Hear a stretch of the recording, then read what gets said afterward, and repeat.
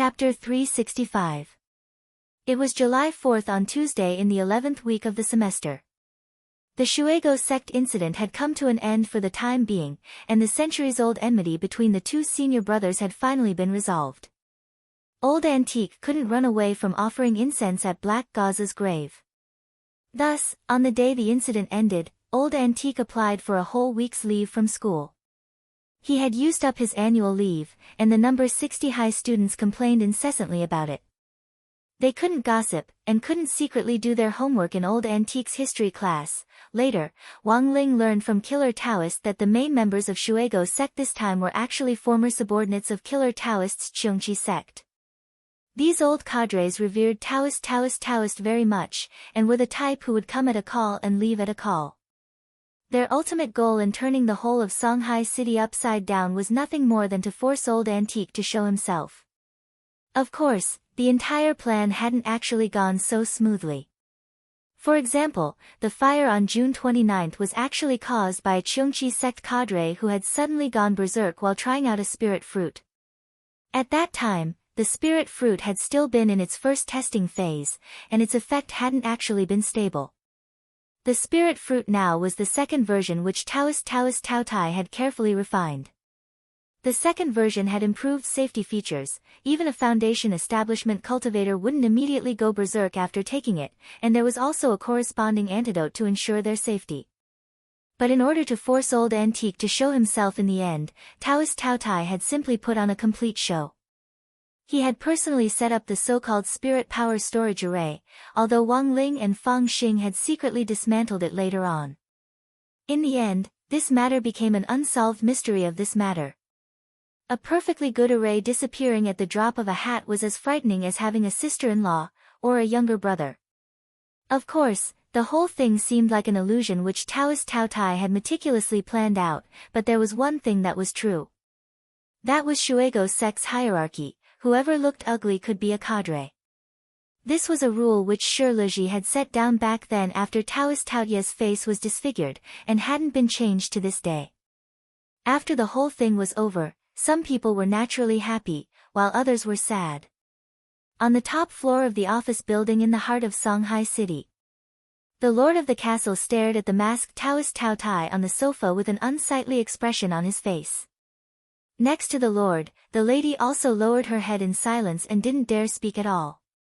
"Senior, you are breaking the agreement." The castle lord's eyes were very deep. He was so angry that he couldn't even drink his favorite milk.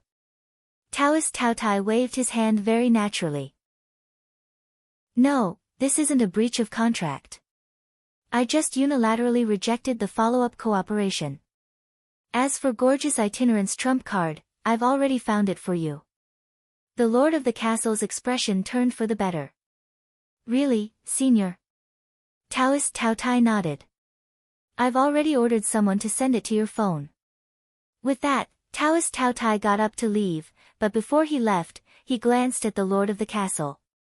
"Your luck seems to have always been pretty good. You haven't offended any enemies who would want to buy your lives. But here, I still want to give you a piece of advice. Sometimes, it's wise to quit while you're ahead. If you continue to persist on the wrong path, you'll only sink deeper and deeper." It was clear that this was a warning.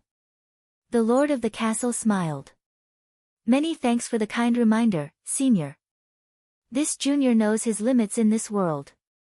As soon as he said this, Taoist Tao Tai turned around and directly turned into nothingness, as if his body had dissolved into the air.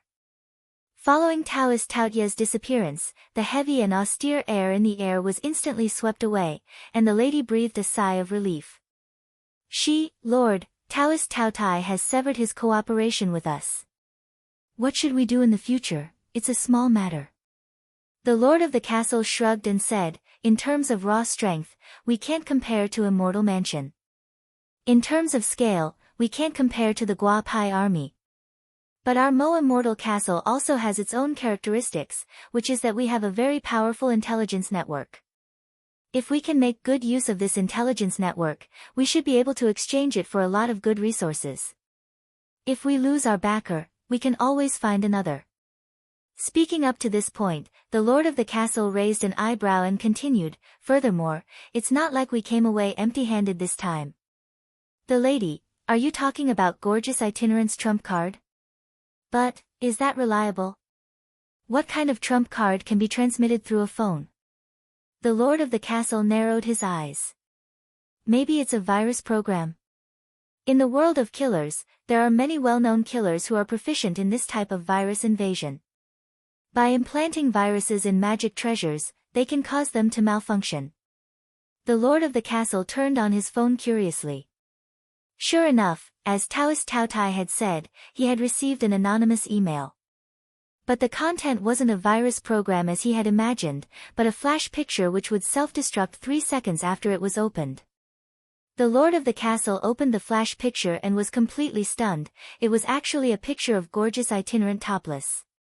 At that moment, the lord of the castle instantly understood what gorgeous itinerant's trump card was referring to. "This is..." The lady was curious and was about to lean her head over. The lord of the castle turned off his phone at lightning speed. Blood gushed out of his nose like a fountain and flowed down his beard. The lady, "Lord, the lord of the castle, children shouldn't look at this."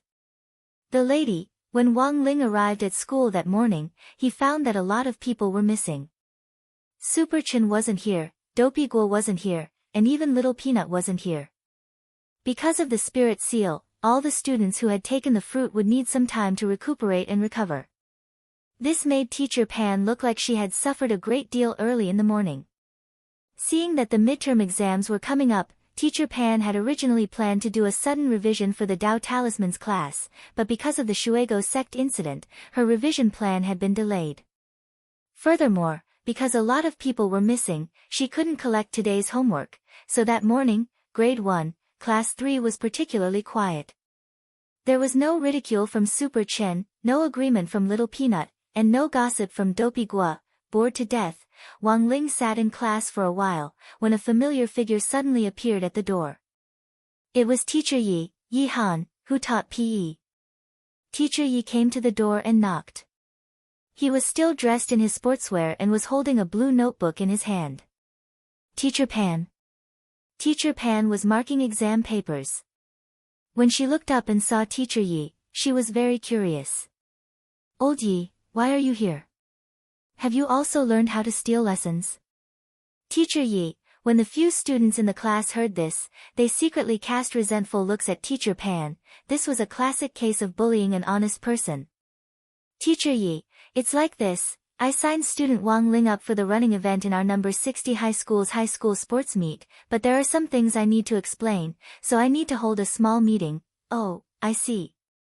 Teacher Pan looked at Wang Ling. Come back quickly. I have to write down the Dao Talismans in 5 minutes. If you can't make it, come back to my office and repeat it." Wang Ling. Chapter 366. Wang Ling followed Teacher Yi to the PE teaching and research room on the 3rd floor of the teaching building. This classroom had been specially set up for the PE teachers at number 60 high school so that the students would have a place to go when the weather wasn't good and they couldn't do outdoor activities. The PE teachers could use this classroom to explain in detail the PE assessment plan for the semester to the students, as well as explain all kinds of tricks to control magic treasures and flying swords in passing. That was because magic treasures and flying swords were currently part of the PE teaching branch. Unfortunately, whenever it rained, the PE class was practically monopolized by the teachers of the various subjects.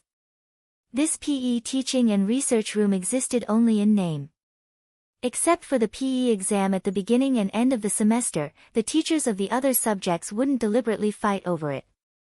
Usually, this classroom wasn't used at all. Most people nowadays knew about the cultivation education system that high school was the most important period to grasp cultivation theory, while university was the place to study magic treasures and flying swords. Thus, it could be said that they didn't attach much importance to PE. When all was said and done, it was because of the system and the school system. When Wang Ling entered the class, he saw 2 people sitting alone in the classroom. One was Fang Xing, and the other was Jiang Bai, the son of Jiang Haifu, the head of Kitchen Knife sect, whom Father Wang had befriended some time ago. Although Jiang Bai had been assigned to a regular class for the entrance test back then, he wasn't completely useless. Teacher Yi had discovered that he had some talent in sports. So this time, Jiang Bai would be representing number 60 high school in the school sports meet as the main force in the spirit archery shooting event. Wang Ling hadn't expected Jiang Bai, who was usually gentle and weak, as if a gust of wind could topple him over, to be astonishingly talented in this area. However, the evaluation criteria for the spirit archery competition were indeed a little different from those in sports such as sword riding, jogging, and sword control. Instead of strength and endurance, the most important thing was accuracy. Apart from that, the ability to capture motion was also required, as well as some predictive skills. It was almost impossible to train these things in a short period of time. What was needed was some talent and a foundation of training over a long period of time. The reason why Jiang Bai was so accomplished was that his father Jiang Haifu had taught him to practice flying kitchen knives since he was young. Jiang Haifu often forced Jiang Bai to train by using live targets. Jiang Bai was timid and didn't dare disobey his father, so he had been forced to learn. Seeing Wang Ling enter the classroom, Fang Xing immediately smiled and greeted him. "Yo! Classmate Wang Ling. Good morning." With an expressionless face, Wang Ling found a seat in the back and sat down. In the end, as soon as he sat down, Fang Xing also stood up and pulled Jiang Bai to sit on either side of Wang Ling. "Wang Ling? Teacher, you didn't understand. What was going on?" Fang Xing grinned. "The classroom is big and there aren't many people, so it's very cold. We're huddling together for warmth." Wang Ling rolled his eyes silently. Although the weather in Songhai City was extremely unstable, it was almost summer. Who was he kidding when he said it was cold? Moreover, with your level of cultivation, how could you be so easily cold?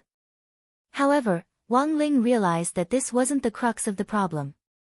The crux of the problem was, why had this Jiang Bai also sat down? Sensing Wang Ling's puzzled gaze, Jiang Bai scratched his head and said weakly, "Hello. Classmate Wang Ling, I'm Jiang Bai. Last time, my dad said that he wanted to be friends with you." Wang Ling. This time, Wang Ling understood that this Jiang Bai was suffering from daddy syndrome, and was the kind of person who did whatever his dad told him to do. At that moment, Teacher Yi said from the dais, "Originally, there were 16 students attending this meeting, but because of the Shuego sect incident, only the 3 of you are here. But that's fine. After all, everyone here is the main force of our number 60 high school sports team. We'll just have a simple meeting here this time. I'll have classmate Fang Xing briefly convey the spirit of the meeting to the students who aren't here." Speaking up to this point, Teacher Yi paused before continuing. "This time, our opponents are outstanding students from the other high schools in Peiyuan district. In addition to our old rival number 59 high school, there's also Reliance High School. The district sports meet this time is a large-scale sports meet jointly organized by our 3 schools. It's mainly aimed at freshmen who have just started school. Our events this time are as follows: a 10,000-meter relay jog with a sword, a 1,000-meter sprint with a sword, spirit arrow shooting, medicine ball throwing, 10-person tug-of-war, and the final event, the Battle of Soul Pets." Teacher Yi looked helplessly at the blueprint in his hand. "I originally wanted to concentrate on training, but now I realize that it's already too late. Classmate Fang Xing has already signed up for all the events, and classmate Jiang Bai is fully in charge of the spirit sword shooting event." For some reason, when he heard this, Wang Ling suddenly had a bad feeling. Classmate Wang Ling has only signed up for a 10,000-meter relay jog with a tearful smile on his face. Teacher Yi smiled tearfully. "How about you sign up for 2 more? Wang Ling could see that Teacher Yi was truly helpless. The Shuego sect incident this time had really had a huge impact. In the eyes of many outsiders, it would be as difficult as reaching the sky for number 60 high school to win the district sports meet this time. Although a person could recover in 3 to 5 days after their spirit was sealed, there would still be a lingering weakening effect. The limit of a peak late foundation establishment cultivator's strength was around 1000 gene, but if they were in a lingering weakening state after their spirit was sealed, their strength would be greatly reduced by at least 50%. Of course, this was just an analogy. After all, a lot of freshmen hadn't reached late foundation establishment yet. Wang Ling cupped his chin in thought. Among all the senior grade 1 freshmen, apart from Fang Xing, this monster, and his adorable self, only Super Chen and Lotus Sun were among the strongest. But the current situation was that Super Chen hadn't recovered yet, and Teacher Yi wasn't in charge of the women's sports event that Lotus Sun was participating in. That was very awkward. Staring at Wang Ling, Teacher Yi said very seriously, "Student Wang Ling, it's good that you choose one more event, medicine ball throwing or a 10-person tug-of-war, choose one of the two. If there aren't enough participants, it's the same as giving up. Also, our opponents this time aren't simple, especially those 3 new students from Reliance High School, who are really strong. This is a rare opportunity to learn from each other. Even if we lose, we'll still learn a lot." Jiang Bai was curious. "Teacher Yi, do you have information on these 3 students?" "Teacher Yi, I'm still collecting detailed information, but I know their names. They're the famous 3 brothers of the tree family. One is called Iron Tree, one is Copper Tree, and the last is Aluminum Tree." Seeing Teacher Ye's sincere attitude, Wang Ling felt that it really wouldn't be good for him to refuse. After all, Teacher Yi was usually the one who was bullied the most at school. Wang Ling couldn't bring himself to do it. In the end, Wang Ling still chose 2 more events. One was medicine ball throwing, and the other was a battle of soul pets. The spirit beasts participating in the Battle of Soul Pets were kept in captivity by the teachers and students of each school. Suitable spirit beasts had to be selected through an audition, and number 60 high school currently had a particularly suitable selection. Back then, it was Fang Xing who had dragged Wang Ling into this. Now, Wang Ling wanted to drag Loopy Toad down as well. Chapter 367. Under normal circumstances, in foundation building high schools nowadays, the first year was to study concepts and theories, the second year was to study some techniques, and the third year was to study theories and techniques. Overall, it was no different from how they used to study in the past. Theory focused on doing a sea of questions, and technique focused on repetitive practice. For most people, the nightmare began in their third year of high school. Of course, in comparison, Wang Ling felt that he had it easier. After all, he could immediately remember whatever he saw. The 2 gremlins, eraser and pen, also helped him with the writing. The only troublesome part was the exam. Moreover, his exam results couldn't be too good, but Wang Ling felt that what university he would eventually get into and what grades he would get were 2 completely different things. Since entering number 60 high school, Wang Ling had realized that he was full of surprises. What university he would ultimately get into would depend on the heavens.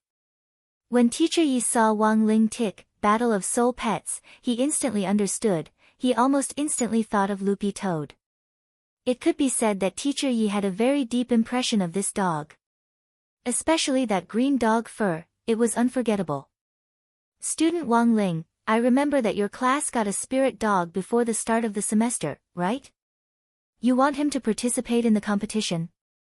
Teacher Yi asked as he looked at Wang Ling. Wang Ling nodded. "Teacher Yi, although you can indeed sign up, each school can only bring 1 spirit pet to participate in the battle. We still have to go through the selection next week." "Teacher Yi, don't worry, Loopy Toad will definitely be fine," Fang Xing said with a smile on his face. "Then let's talk about it after we bring it to the selection next week." Teacher Yi nodded. To be honest, Teacher Yi actually didn't have high hopes for Loopy Toad. Although he had heard that Loopy Toad had been a demon king in the past, its soul had already been extremely weak when it had been discovered. Teacher Pan had then captured its soul and forcibly fused it with an Akita that only had a skeleton left. For a demon king, the moment he fused with the dog, his life had already ended miserably. Moreover, the cultivation of the demon clan required the help of demon chi. Without knowing how to cultivate spiritual power, it was impossible for them to improve their realm in a short period of time. Hence, Teacher Yi had some doubts about Loopy Toad's strength. He had no idea what kind of player Loopy Toad had become after Wang Ling's careful training. That afternoon, when school was almost over, Teacher Yi once again summoned up his courage to face Teacher Pan and poached Wang Ling away in the last class. When Wang Ling reached the classroom door, Teacher Pan called out to him. "Wang Ling, wait." Wang Ling turned his head with a puzzled expression. Teacher Pan said earnestly, "Although you're participating on behalf of the school in this competition, you still have to be careful. However, I still hope that after the competition ends, you will be able to retract your heart as soon as possible." Wang Ling. "Teacher Pan, do you know why your grades are always in the middle, neither up nor down? I feel that it's because you didn't put in the effort to study properly. That's all I have to say. The rest is up to you." Wang Ling was speechless. His results were neither good nor bad, so who had provoked him? How nice would it be to be neither up nor down? When he arrived at the sports field, he noticed that it was especially noisy today. A bunch of people had gathered in front of him for some reason, and the sound of all kinds of laughter rose and fell. It was very lively. It was time for the regular class's PE class, and the class was about to end, so the PE teacher simply gave the regular classes their own free time. Then, a group of people came to watch Jiang Bai's archery practice. Wang Ling moved closer to take a look. All the boys and girls around him were focused on Jiang Bai on the shooting range. Standing at the very front, Teacher Yi tossed a round disc into the air. Then, Jiang Bai raised his bow, and the arrow in his hand directly pierced through the air. With a bang, the round disc was smashed to pieces. Everyone's faces were indescribably shocked. "Wow! I didn't expect Jiang Bai to have this kind of skill. This is too awesome." The PE teachers from the other classes on the side also applauded. "Teacher Yi has found a pretty good seedling. It looks like our number 60 high school has a chance of winning an award in the archery event this year." In the field, Teacher Yi smiled embarrassedly and handed a black cloth to Jiang Bai. Only now did everyone realize that the real show had just begun. Someone cried out in surprise. Jiang Bai covered his eyes. He was actually shooting blind. In the crowd, Wang Ling also raised his eyebrows with great interest. He hadn't expected Jiang Bai to actually have some skill. It went without saying how difficult it was to shoot blind, but it wasn't impossible. Ordinary people could actually do it through a lot of training, relying on their ears to determine the direction of the wind, and relying on some experience and touch. It was even simpler for cultivators. Apart from relying on the above, they could also flexibly use their spiritual senses to capture a target. But this was still difficult for most students. Can he succeed? A lot of people held their breaths as they watched this scene. "Get ready to start." Teacher Yi took a breath, then jogged off into the distance and abruptly tossed out the round disc. Whoosh! Everyone heard the sound of the wind as the disc spun. Jiang Bai pricked up his ears to listen, and then in a split second, he seized the opportunity to raise his longbow and abruptly shoot. Bang! He hit the target in one shot. 666. Jiang Bai is really awesome. A boy couldn't help cheering. However, Teacher Ye's brow gradually furrowed. Looking at the various branches of the archery competition, it could be said that Jiang Bai's current performance in fixed-point shooting, moving aiming, and moving blind shooting could be said to be pretty stable. But Jiang Bai still had some weaknesses, and that was fixed-point shooting. A few weeks ago, Teacher Yi had specially strengthened Jiang Bai's training in this area, but in the end, he hadn't made any progress at all. What's going on? Why does old Yi look a little unhappy? A PE teacher who didn't understand the situation asked in a low voice. A female PE teacher standing on the side answered in a whisper, "You don't know. Jiang Bai is a little special. Although he has a foundation in shooting, student Zhang's shooting was forced by his father to use live targets when he was very young. It's fine if he's just shooting at targets and moving targets, but it's difficult if he has something tied to the target." What do you mean? Just watch. Wang Ling heard the conversation between the two PE teachers from a distance, and then looked at the middle of the field. Teacher Yi had tied an apple to the center of the bullseye, and then stepped forward to pat Jiang Bai on the shoulder. Standing next to him, she said, "Relax a little, look carefully, the target is just an apple, it's not a living thing. You have to have a little confidence in yourself." Jiang Bai nodded solemnly. Then, under everyone's gazes, Jiang Bai raised the bow and arrow in his hand, his aura clearly a lot more chaotic than before. Xiu xiu xiu, xiu xiu xiu. Then, he shot 6 spirit arrows in a row. Teacher Yi dropped his forehead deeply into his hand, and the other students and teachers who were watching were also dumbstruck. Because, a total of 6 spiritual arrows, all perfectly circled around the apple, and not a single arrow actually hit the apple. Wang Ling, this was probably the legendary body contour master. Chapter 368. A lot of people were dumbfounded at this scene. He was clearly very accurate when he hit the target with a single shot, but when he fired consecutive shots, he became a master of aiming, so what on earth was this? In the end, it was because Jiang Bai's father had cast a huge shadow over his childhood. In order to practice his kitchen knife flying skills, he had made Jiang Bai hold a kitchen knife and fly it at living people. Anyone would probably go crazy. Jiang Bai's practice targets were genuine cultivators, and wouldn't be killed by a child's kitchen knife flying.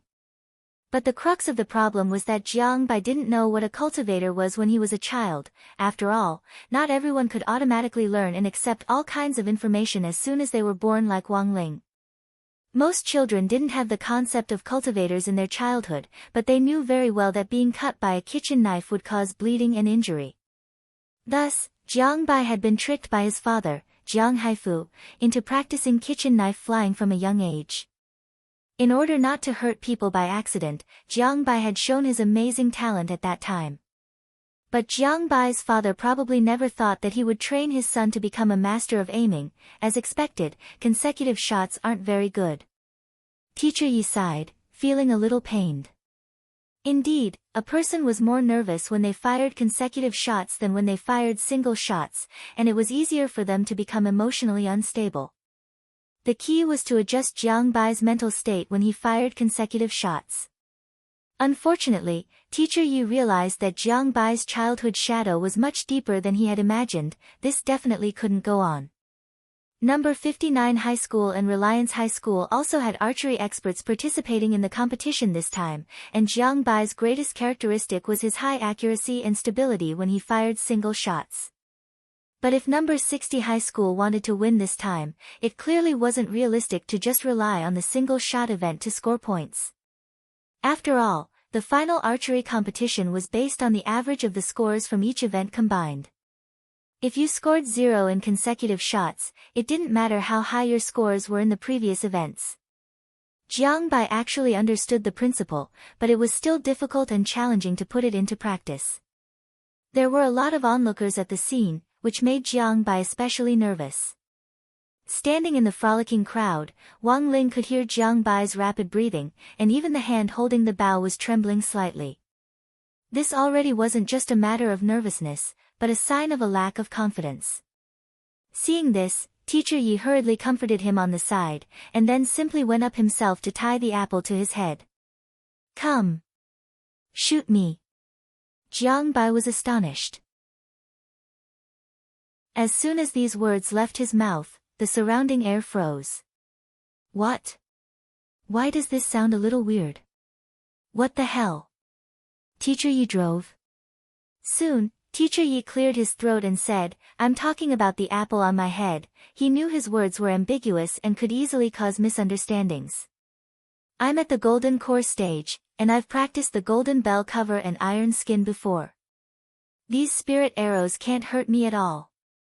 So, Jiang Bai, please be more confident and let go." Teacher Yi patted Jiang Bai's shoulder solemnly. Indeed, given Jiang Bai's cultivation base, the damage that his spirit arrows could inflict on Teacher Yi was very limited. If they struck his skin, it would be no different from a mosquito bite. But he knew that there were risks involved. The physical defense of the golden core stage was actually not complete. There were still flaws in some areas, such as the eyes. This was a very vulnerable area. Then, Teacher Yi walked to a place about 50 meters away from Jiang Bai. Jiang Bai took a deep breath, drew out 6 spirit arrows from his quiver, and slowly knocked them onto his bow. In the distance, Teacher Yi held the apple on his head. Don't be nervous. These spirit arrows can't hit me at all. Just treat it as a single shot. Jiang Bai's breathing was very rapid, and he was a little absent-minded when he shot the spirit arrows. When he came back to his senses, the 6 spirit arrows had already pierced through the air one after another. In that instant, Wang Ling had already seen their trajectories. Sure enough, they had perfectly avoided Teacher Yi and the apple on his head. At the same time, Jiang Bai, who had already sensed the arrows when he shot them, lowered his head in disappointment. I knew it, I wouldn't be able to hit it. However, contrary to everyone's expectations, the 6 spirit arrows seemed to suddenly find order as they pierced through the center of the apple one after another, leaving holes the size of an index finger. What the hell? They actually hit it. All the onlookers' jaws dropped at this maneuver, and even Jiang Bai's eyes widened in disbelief. Several of the PE teachers also cried out in surprise after a moment of daze, and then thunderous applause broke out in the field. Fang Xing had been watching silently the whole time. When he saw that Jiang Bai's 6 consecutive spirit arrows hadn't missed, he almost immediately turned to look at Wang Ling, and he couldn't help smiling in his heart. His heart was as clear as a mirror, although Wang Ling looked like he wasn't going anywhere. In the end, he still couldn't help interfering. When Wang Ling got home that night, he happened to see Loopy Toad munching on dog food at the entrance of the villa. Loopy Toad's dog food was specially provided by Dopigua's family. There were still several packets of New Orleans fly-flavored dog food that Mother Wang hadn't eaten yet, and it seemed like she was in a particularly good mood today. Not only did she double Loopy Toad's portion, she even mixed in a lot of large meat flies, which Loopy Toad ate to its heart's content. But because the insect smell was too strong, Loopy Toad could only eat at the entrance. It was only later that Wang Ling learned that Mother Wang had bought these large meat flies from a peddler who sold insect food when she was shopping for groceries. Nowadays, insect cuisine wasn't a rare thing. Every major restaurant even had their own exclusive insect feast list. There was nothing a restaurant couldn't do if you couldn't think of it. Furthermore, this kind of insect cuisine was now very popular among cultivators, because according to scientific research, cultivators consumed more than 10 times the protein of ordinary people in a day. Thus, it was quite a delightful thing to use this kind of insect feast to supplement one's protein intake. Thinking about it carefully, Loopy Toad felt that since leaving the demon world, it had rarely been able to eat such a fleshy fly. It was King tearful. But insect peddlers weren't around all the time. These kinds of peddlers were like mobile red flags in junior high schools. They roamed the major markets irregularly and had no fixed whereabouts at all. Mother Wang running into them in the market was purely a matter of chance. Seeing that Loopy Toad was gorging itself, Wang Ling didn't disturb it, and just raised his foot to rub Loopy Toad's butt. Loopy Toad knew that this was Little Master Ling's code word for butt rub. Come to my room later. Chapter 369. Wang Ling suddenly realized that there was a huge variety of dishes tonight, many of which he had never seen before. There were already no less than 8 dishes on the dining table, and the old man and Mother Wang were still busy in the kitchen, probably trying to round up the number, such as 10 out of 10. Wang Ling wasn't interested in this aspect, but people of the old man's age were keen on good luck. Father Wang was reading the newspaper. When he saw that Wang Ling had returned, he hurriedly put down the evening paper, then pushed up his black glasses out of habit. Starting today, your grandfather will be preparing for a cooking duel with Jiang Haifu, the head of Kitchen Knife Sect. There will be a lot of dishes for the next 2 nights. Today, your mom and grandpa went to the market and bought a lot of things. Sheep is almost full. Were they really going to compete? Wang Ling was startled. Your grandpa's been pretty bored after retirement, so let's just treat it as an entertainment for his old age. Father Wang couldn't help laughing. Sweating, Wang Ling opened the fridge in the living room to take a look, and was instantly shocked by the inventory inside. He hadn't expected the old man and mother Wang to actually buy so much, no wonder sheep couldn't fit in. If it wasn't for the fact that Wang Ling had specially enchanted and modified the fridge, it would have been impossible to stuff so many ingredients inside. Wang Ling felt that the food in the fridge right now was enough for his family to eat for a month. At that moment, Father Wang suddenly put down the newspaper. "Oh, that's right, Ling Ling, I need your help with something." "Wang Ling. It's like this, the market your mom and grandpa went to is now doing a new activity. From now on, buying vegetables will be done on a points system, and you'll get points for spending, which can then be used for a lottery, you know." Father Wang pushed up his glasses, and Wang Ling saw that the lenses were reflecting light. Wang Ling understood. It turned out that this was his way of drawing a lottery. Father Wang handed the phone to Wang Ling. "Look, this is how much your mom and grandfather spent today. They now have 30,000 points in total. A normal draw costs 100 points, an intermediate draw costs 1,000 points, and an advanced draw costs 10,000 points." The corners of Wang Ling's mouth twitched as he stared at the screen. His hand was going to get crippled from drawing 100 yuan in an ordinary lottery draw. Furthermore, the prizes were extremely shitty, because the software for the lottery was designed in the shape of a spinning wheel, and the needle counted wherever it pointed to. The better the prize, the smaller the proportion of the wheel on the spinning wheel. On the other hand, half of the spinning wheel in the ordinary lottery draw was, "Thanks for playing," while the best prize was actually a reading machine. On the other hand, the intermediate lottery gave him a bunch of coupons and discount coupons from the major stores in the market. So from the very beginning, Father Wang had set his sights on the advanced lottery draw, because there wasn't such a shitty, "thank you for playing," option. Furthermore, among the 5 options on the wheel, 3 of them didn't have a clear prize, but had a question mark written on them. Most importantly, the proportion of these question marks was getting smaller and smaller. Father Wang felt that there was an 80 to 90% chance that there was something good inside. Buying groceries this time had cost Father Wang almost 3 days' worth of royalties.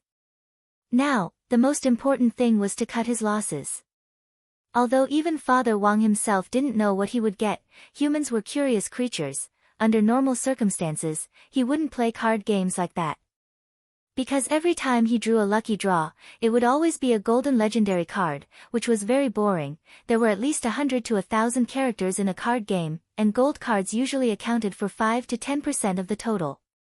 This was the most difficult type of card to draw, but every time Wang Ling played this type of game, as long as he got the hang of it, he would be able to fill up a gold card in the shortest possible time. Thus, Wang Ling felt that this kind of card game wasn't as challenging as collecting the water margin cards from crispy noodle snacks. In fact, whether it was drawing cards or a lottery draw, it was all the same to Wang Ling. However, he wasn't born with luck, and this required the 3,000 great spells, the Great Fortune spell. This spell was an active skill, and once it was activated, it couldn't be cancelled at all. It was only after the time limit ran out that the luck attribute of the Great Fortune spell would disappear. It could only be activated again when the cooldown period was over. The most amazing thing was that this spell had an extremely short cooldown period, and could be used again in about 2 days. And the most important thing was that when the effect started, the luck attribute of the Great Fortune spell would last for a full 10 days. In some sense, as long as Wang Ling wanted to, he could use this spell continuously. But he remembered that it had been a very long time since he had used this spell for the first time, at least 7 or 8 years. That was because he felt that using this spell would make him appear too ostentatious. Luck had 2 sides to it. It was a balancing effect. If you were lucky, someone would naturally take the blame for your luck. Furthermore, if you were too lucky, it was easy to arouse others' jealousy. No matter what era it was, there would always be people with ulterior motives. Jealousy was a very magical thing. It could make people call each other brothers in front of their faces, but pretend to be brothers behind their backs. Taking a deep breath, Wang Ling opened his palm, and a golden spirit light emerged from it. It was as if Father Wang could see a torrent of energy converging in Wang Ling's palm, and then gradually covering his entire body. This was the process of activating the Great Fortune spell, commonly known as gathering the spirit chi of heaven and earth, gathering the light of the sun and moon. Then, Wang Ling breathed a sigh of relief. He clicked the Start Lottery button in the software, and the wheel started to spin rapidly. In the end, there was a flash of golden light on the screen, and he actually drew a mysterious question mark. A crisp electronic sound rang out. "Congratulations, you've won the grand prize." Wang Ling very quickly clicked on the other two, and the screen turned ghostly with this electronic sound. "Congratulations, you've won the grand prize, so awesome." Father Wang was also shocked. Wang Ling had already expected this outcome, and his expression didn't change in the slightest. The items that Father Wang had drawn were all displayed in the gift library of the lottery software. After filling in the address, the event would deliver them to his doorstep within 3 working days. Wang Ling didn't know what on earth he had drawn. He had clicked 3 times in a row just now, and it seemed that he had drawn a mysterious question mark. This should be a pretty good prize, right? Father Wang opened the gift bank expectantly, and then opened the 3 mysterious question marks which Wang Ling had drawn in the gift bank one by one. Then, Father Wang saw that there were 3 more things in the gift library: an annual membership gift bag for Purple Light Pavilion Restaurant, a gold card for Red Flower Club Hairdresser. Chapter 370. After dinner, Wang Ling returned to his room. The golden halo of light left behind by the Great Fortune spell still surrounded him, forming a faint film of light that only Wang Ling could see, which no one else but himself could see. In the next 10 days, Wang Ling's luck would become very, very good. Like when he had drawn the lottery for Father Wang previously, that was nothing. Wang Ling remembered that the last time he had used the Great Fortune spell, he had bought a lottery ticket, but hadn't won. So from then on, Wang Ling no longer believed in any lottery. Even after using the Great Fortune spell, he still hadn't won. It was clear how deep the waters were. When all was said and done, buying a lottery ticket was just a tax on the poor. Wang Ling didn't dare say that no one had really won the lottery before. Some people had used their leftover shopping money to buy a lottery ticket, and some had been lucky enough to win several thousand yuan. But those who had really won the first prize had either been wearing masks or cosplaying when they received the prize, which made Wang Ling doubt the authenticity of it for a while. Fortunately, in the Wang family, Father and Mother Wang weren't into this. They didn't buy lottery tickets, and they didn't buy stocks. Mother Wang had always felt that being down to earth and doing what was in front of her and living a good life was more important than anything else. For Father Wang, writing well was always more practical than buying a lottery ticket and waiting for a pie to fall from the sky. When Loopy Toad went upstairs and heard that Wang Ling had signed it up for the competition, its dog face was stupefied. What kind of plot development was this? Even Loopy Toad itself didn't understand it. Loopy Toad felt that it definitely wouldn't be able to figure out little Master Ling's train of thought in a short time with its dog brain. It just felt that it wouldn't be fair for it to participate in the competition like this, as if it had been crowned the champion. Although Loopy Toad's current realm was only at the peak late golden core stage, it could barely be considered a third-class spirit beast according to the grade of a spirit pet. A third-class spirit beast in a university full of golden core cultivators wasn't a rare thing at all. Loopy Toad knew that in real universities, there were no less than hundreds of third-class spirit beasts for experimentation in the spirit beast laboratories they had invested in. In a university, third-class and fourth-class spirit beasts were as plentiful as the hairs on an ox. You couldn't become a school pet until you reached second class. When you really reached first class, the students in the laboratory would treat you like an ancestor. Of course, Loopy Toad had seen all of this in a post on the cultivation forum. Loopy Toad still had to personally verify its authenticity, but cultivating to first class as soon as possible was indeed something it had always been pursuing. In any case, it had been a demon king before, and had led a demon clan as well as the leader of the Toad clan. Even if he couldn't return to his previous body, at the very least, he couldn't lose too much strength. Otherwise, it would be too embarrassing. On Loopy Toad, its strength still couldn't be compared. On Toad, Wang's class had indeed missed. On the other hand, he also wanted to take advantage of this competition to test Loopy Toad's current level. The second version of the Demon King Heart Sutra that Loopy Toad was currently cultivating had been personally rewritten by Wang Ling, and the part that used demon qi to cultivate had been completely replaced with spirit qi. Although the cultivation routine was the same, that didn't mean there wouldn't be any side effects. Under normal circumstances, if there was a rejection reaction, it could only be seen in a real battle. Wang Ling picked Loopy Toad up and placed it on his lap. His slender fingers brushed over its fur, making it feel so comfortable that it could cry out in pleasure. I need to test your Demon King Heart Sutra. This is the first time I've rewritten a cultivation technique, and I want to see if there's any reaction. Wang Ling's telepathic message could be considered a straightforward way of expressing his thoughts. Reaction? Loopy Toad cocked its head. At least now, it felt very comfortable all over after cultivating the revised Demon King Heart Sutra. But it wasn't obvious whether there was any reaction yet. It would have to be tested in actual combat. As a child, Wang Ling had actually had experience writing cultivation techniques. But the ones he had written before were like the novels he had written on a whim as a child, imaginative and unrealistic, and would be of little use in actual combat. When he had rewritten the Demon King Heart Sutra for Loopy Toad back then, the Spirit Qi formula he had used to replace Demon Qi in this Demon King Heart Sutra was actually related to another, Immortal King Heart Sutra, that he had written in secret. The Immortal King Heart Sutra was a cultivation technique that Wang Ling had planned for a long time, and of course he had taken a long time to write it. Wang Ling roughly calculated that it had already been 8 years since he had the idea when he was 8 years old. The main point was that this cultivation technique hadn't been completed yet, and it was still in the beta stage. Once he finished writing this technique and started cultivating it, he felt that he might be able to use this sutra to suppress his uncontrollable aura, instead of relying on the Tao Talisman on his arm. As Wang Ming had said, the Tao Talisman's ability to suppress him was getting worse by the day.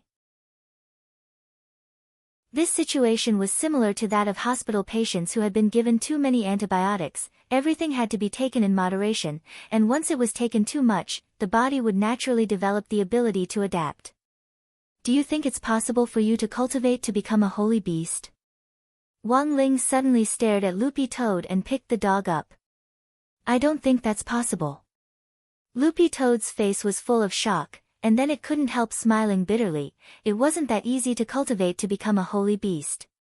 According to the ranking system of spirit beasts, above first-class spirit beasts were actually holy beasts. To cultivate to become a holy beast, the most important condition was the heart of a holy beast. According to ancient records, a sacred beast's beast heart could actually be cultivated. However, the cultivation method had long been lost, and most holy beasts basically walked the hereditary path. This thing couldn't be mutated, and there was no way to buy it for a transplant. Thus, for most spirit beasts nowadays, cultivating to first class was their number one goal. As for cultivating to become a holy beast, it was like some real estate mogul making a small goal of 100 million first. It was simply a fantasy. Furthermore, were there still holy beasts nowadays? Loopy Toad doubted this. Even if there were, most holy beasts had already chosen to disappear. In the era when holy beasts still existed, cultivators who believed that a holy beast's heart could help them pursue heavenly Tao had done plenty of foolish things to fight for it, and had even started a war. But then again, if they could really cultivate to become a holy beast. Chapter 371. In the beginning, Loopy Toad hadn't been able to adapt to its synthetic body in various ways, and had a deep fear of modern human cultivators living in the city. However, it later realized that integrating into this era and getting used to the pace of human life was actually a pretty cool thing. At the very least, it didn't have to toil day and night for the survival of millions of toads in Toad Country. For Loopy Toad, this could be summed up in 4 words. Annihilating its toad nature. Toads were naturally sleepy, but after becoming the demon king of a country, Loopy Toad had been thinking about its people almost all the time. It also had to think of ways to build a good relationship with the demon clan next door. It was on tenterhooks even when playing mahjong, for fear that it would say something wrong and start a war. By Wang Ling's side, however, Loopy Toad didn't feel so tired, and found a sense of belonging. Although it was a little irresponsible to think this way, Loopy Toad felt that it couldn't be blamed. It had already been 6 years since it had come to the human world, and during that time, it hadn't sensed the aura of a single member of the Toad clan. Not even the Toad clan that had come to the human world to look for it. All the Toads probably thought it was already dead. 6 years had passed, which was more than enough time for the Toad clan to regroup and elect a new king through a referendum. Perhaps the new Toad king was already domineeringly leading the people of the Toad clan to a comfortable life on the other side of the gate between worlds. No matter how much its old master cared about its people, even if it went back now, it would probably just be snubbed. As its thoughts ran wild, Loopy Toad fell asleep with its head on Wang Ling's thigh. In its drowsy state, Loopy Toad was still thinking that it was probably the only creature in the world who could receive this kind of treatment. Sleepiness was a toad's nature to begin with, and cultivating the revised, Demon King Heart Sutra had taken a huge toll on Loopy Toad's spirit. Hence, it was easier for it to feel sleepy and tired than normal spirit beasts of the same realm. Wang Ling pinched Loopy Toad's ear. After confirming that it was completely asleep, he directly used spirit energy to move it to the side of the bed. Right after that, Wang Ling sent a text message to Grenade-throwing Senior Immortal to ask about the situation of that idiot girl in Art Courtyard whom he had placed at Xilianjinren's place, as well as the Silver Unicorn's current situation. Initially, he had planned to ask Xilianjinren directly, but after thinking about it carefully, he felt that doing so would easily cause misunderstandings. Wang Ling didn't know how to hit on girls, nor would he take the initiative to do so. Thus, when it came to matters between men and women, Wang Ling's choice had always been to keep his distance and deal with it coldly. Although modern education didn't care much about puppy love, and father and mother Wang were actually quite open-minded about it. Wang Ling was Wang Ling after all, and he had his own ideas. 16 years old should be the age to study hard. As soon as the message was sent, Grenade-throwing Senior Immortal replied almost instantly, Monsieur Xian is now assisting Xilianjinren. She's pretty hard-working, but a little clumsy. The Silver Unicorn is currently secretly in my villa. Brother Ling, is there something you need from it? Wang Ling's hand speed was godlike as he swiftly replied on his wristwatch. Have it give me some blood. Grenade-throwing Senior Immortal. After thinking about it, Wang Ling felt that this exchange for nothing seemed a little like robbery, which wasn't very appropriate. Thus, he sent another text message, 5 packets of crispy noodle snacks. Grenade-throwing Senior Immortal. Wang Ling wouldn't budge. 10 packets. Grenade-throwing Senior Immortal. The Silver Unicorn stood next to Grenade-throwing Senior Immortal in its human form. It was a young man with long silver hair who wore a white shirt and a pair of jeans. This was Grenade-throwing Senior Immortal's clothes, but who would have thought that it would suit the Silver Unicorn in human form? Seeing Wang Ling's offer, the Silver Unicorn almost spat blood on Grenade-throwing Senior Immortal's screen. 10 packets of crispy noodle snacks for Holy Beast blood, why don't you just go rob someone? The Silver Unicorn couldn't take it anymore, and directly snatched Grenade-throwing Senior Immortal's phone. Big bro, even if you're offering a price, you can't do this. Holy blood is too valuable. You're ruining the market, you can't buy chicken blood like this. Wang Ling took a deep breath. 20 packets. When the Silver Unicorn and Grenade-throwing Senior Immortal saw this message, they were silent for 2 or 3 minutes. After a while, Grenade-throwing Senior Immortal picked up his tea, intending to take a sip to calm down. On the other side, Wang Ling sent another text message. No more, or I'll lose out. The Silver Unicorn. Pooh. Then, Grenade-throwing Senior Immortal directly sprayed out the tea he hadn't swallowed. The Silver Unicorn was stupefied. What kind of person was this? Forget about buying with immortal gold, this was the first time it had seen a transaction using crispy noodle snacks as a unit of currency. Grenade-throwing Senior Immortal smiled bitterly and patted the Silver Unicorn on the shoulder. Just sell it to him. A favor from Brother Ling is more meaningful than crispy noodle snacks. Besides, isn't he your master? The silver unicorn. The problem was that it had never seen such a stingy master before. But to be fair, Wang Ling had used the great purification spell to save Ye Xian's life at Immortal Mansion. In some sense, the silver unicorn realized that it really did owe Wang Ling a favor. It was just a little holy beast blood, it could just consider it a donation. Furthermore, it had the heart of a holy beast, so it could recover its qi and blood much faster than ordinary spirit beasts. If it was just 500 milliliters of holy beast blood, it would be able to recover immediately. The silver unicorn thought to itself.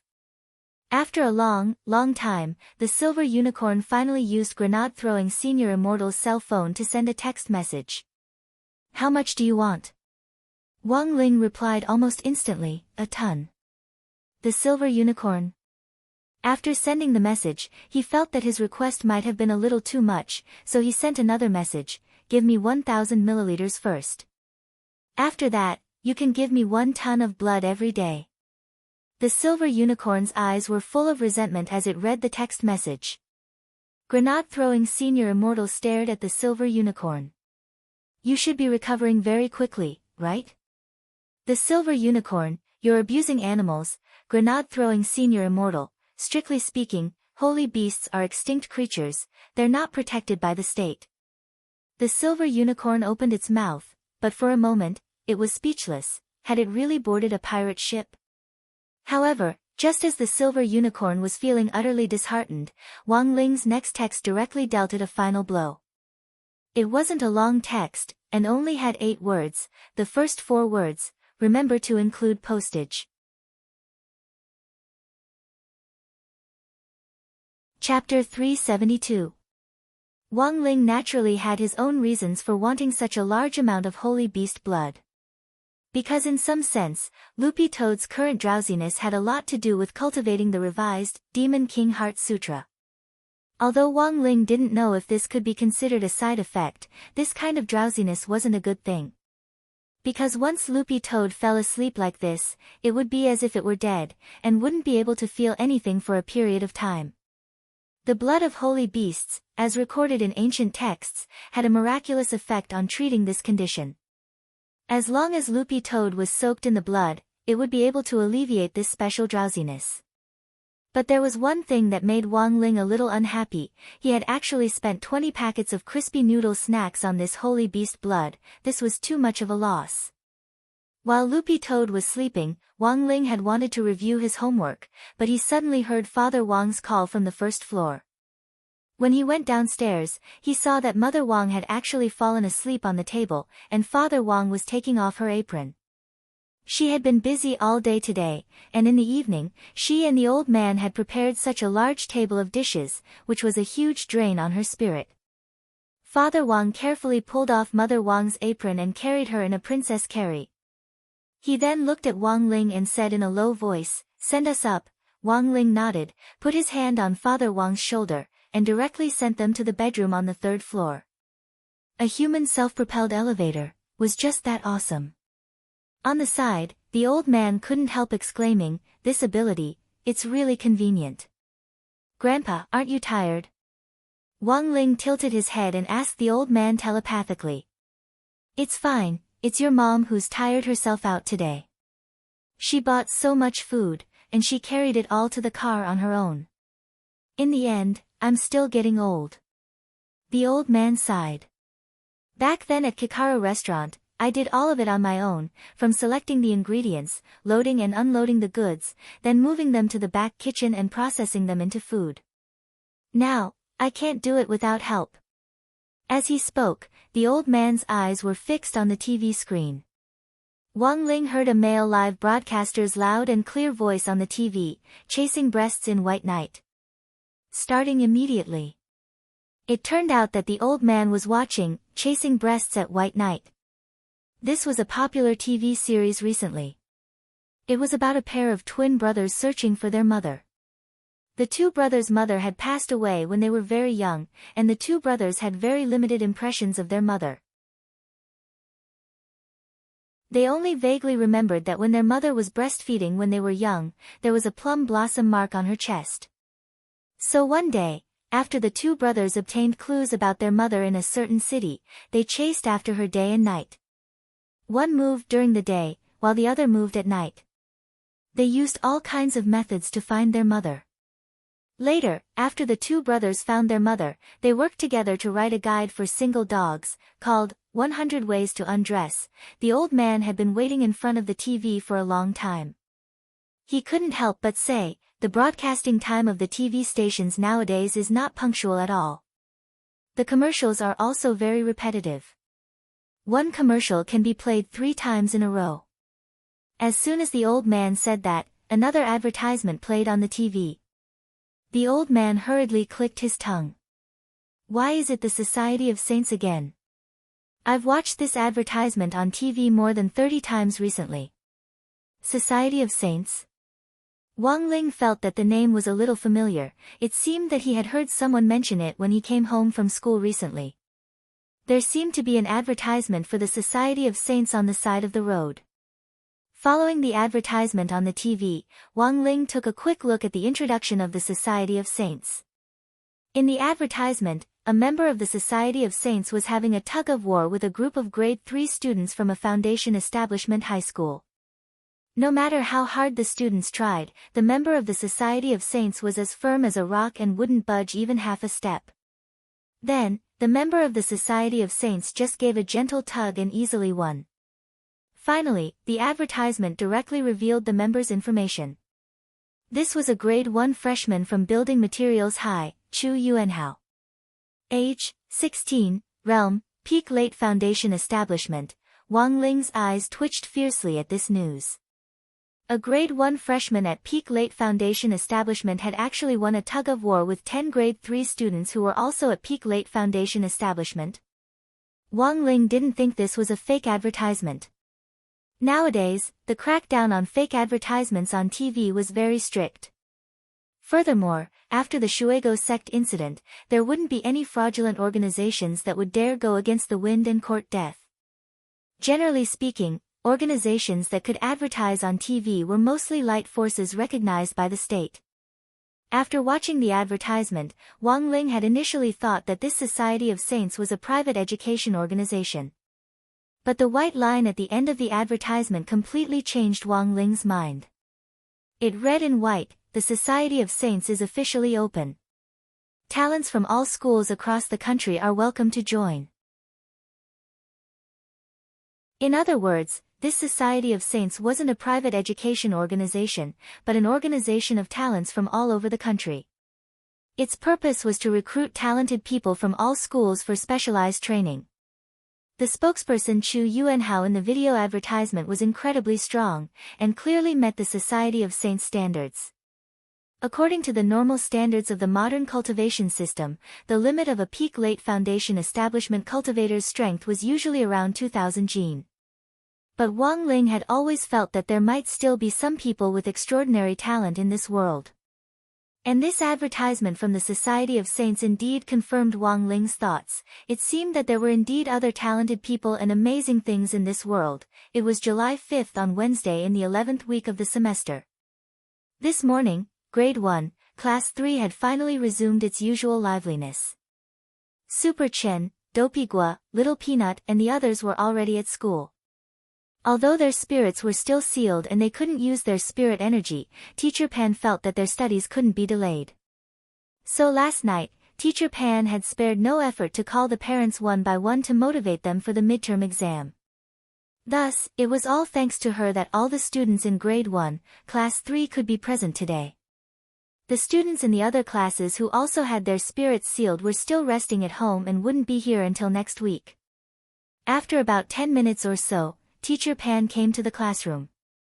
Seeing that everyone was present today, she nodded with great satisfaction. Standing on the dais, Teacher Pan gave a harmless smile. Wow! Why is it that all the students in our class are so cute today? Some students actually took the initiative to come to school to study even though their bodies need to be nursed back to health. As your teacher, I'm really touched.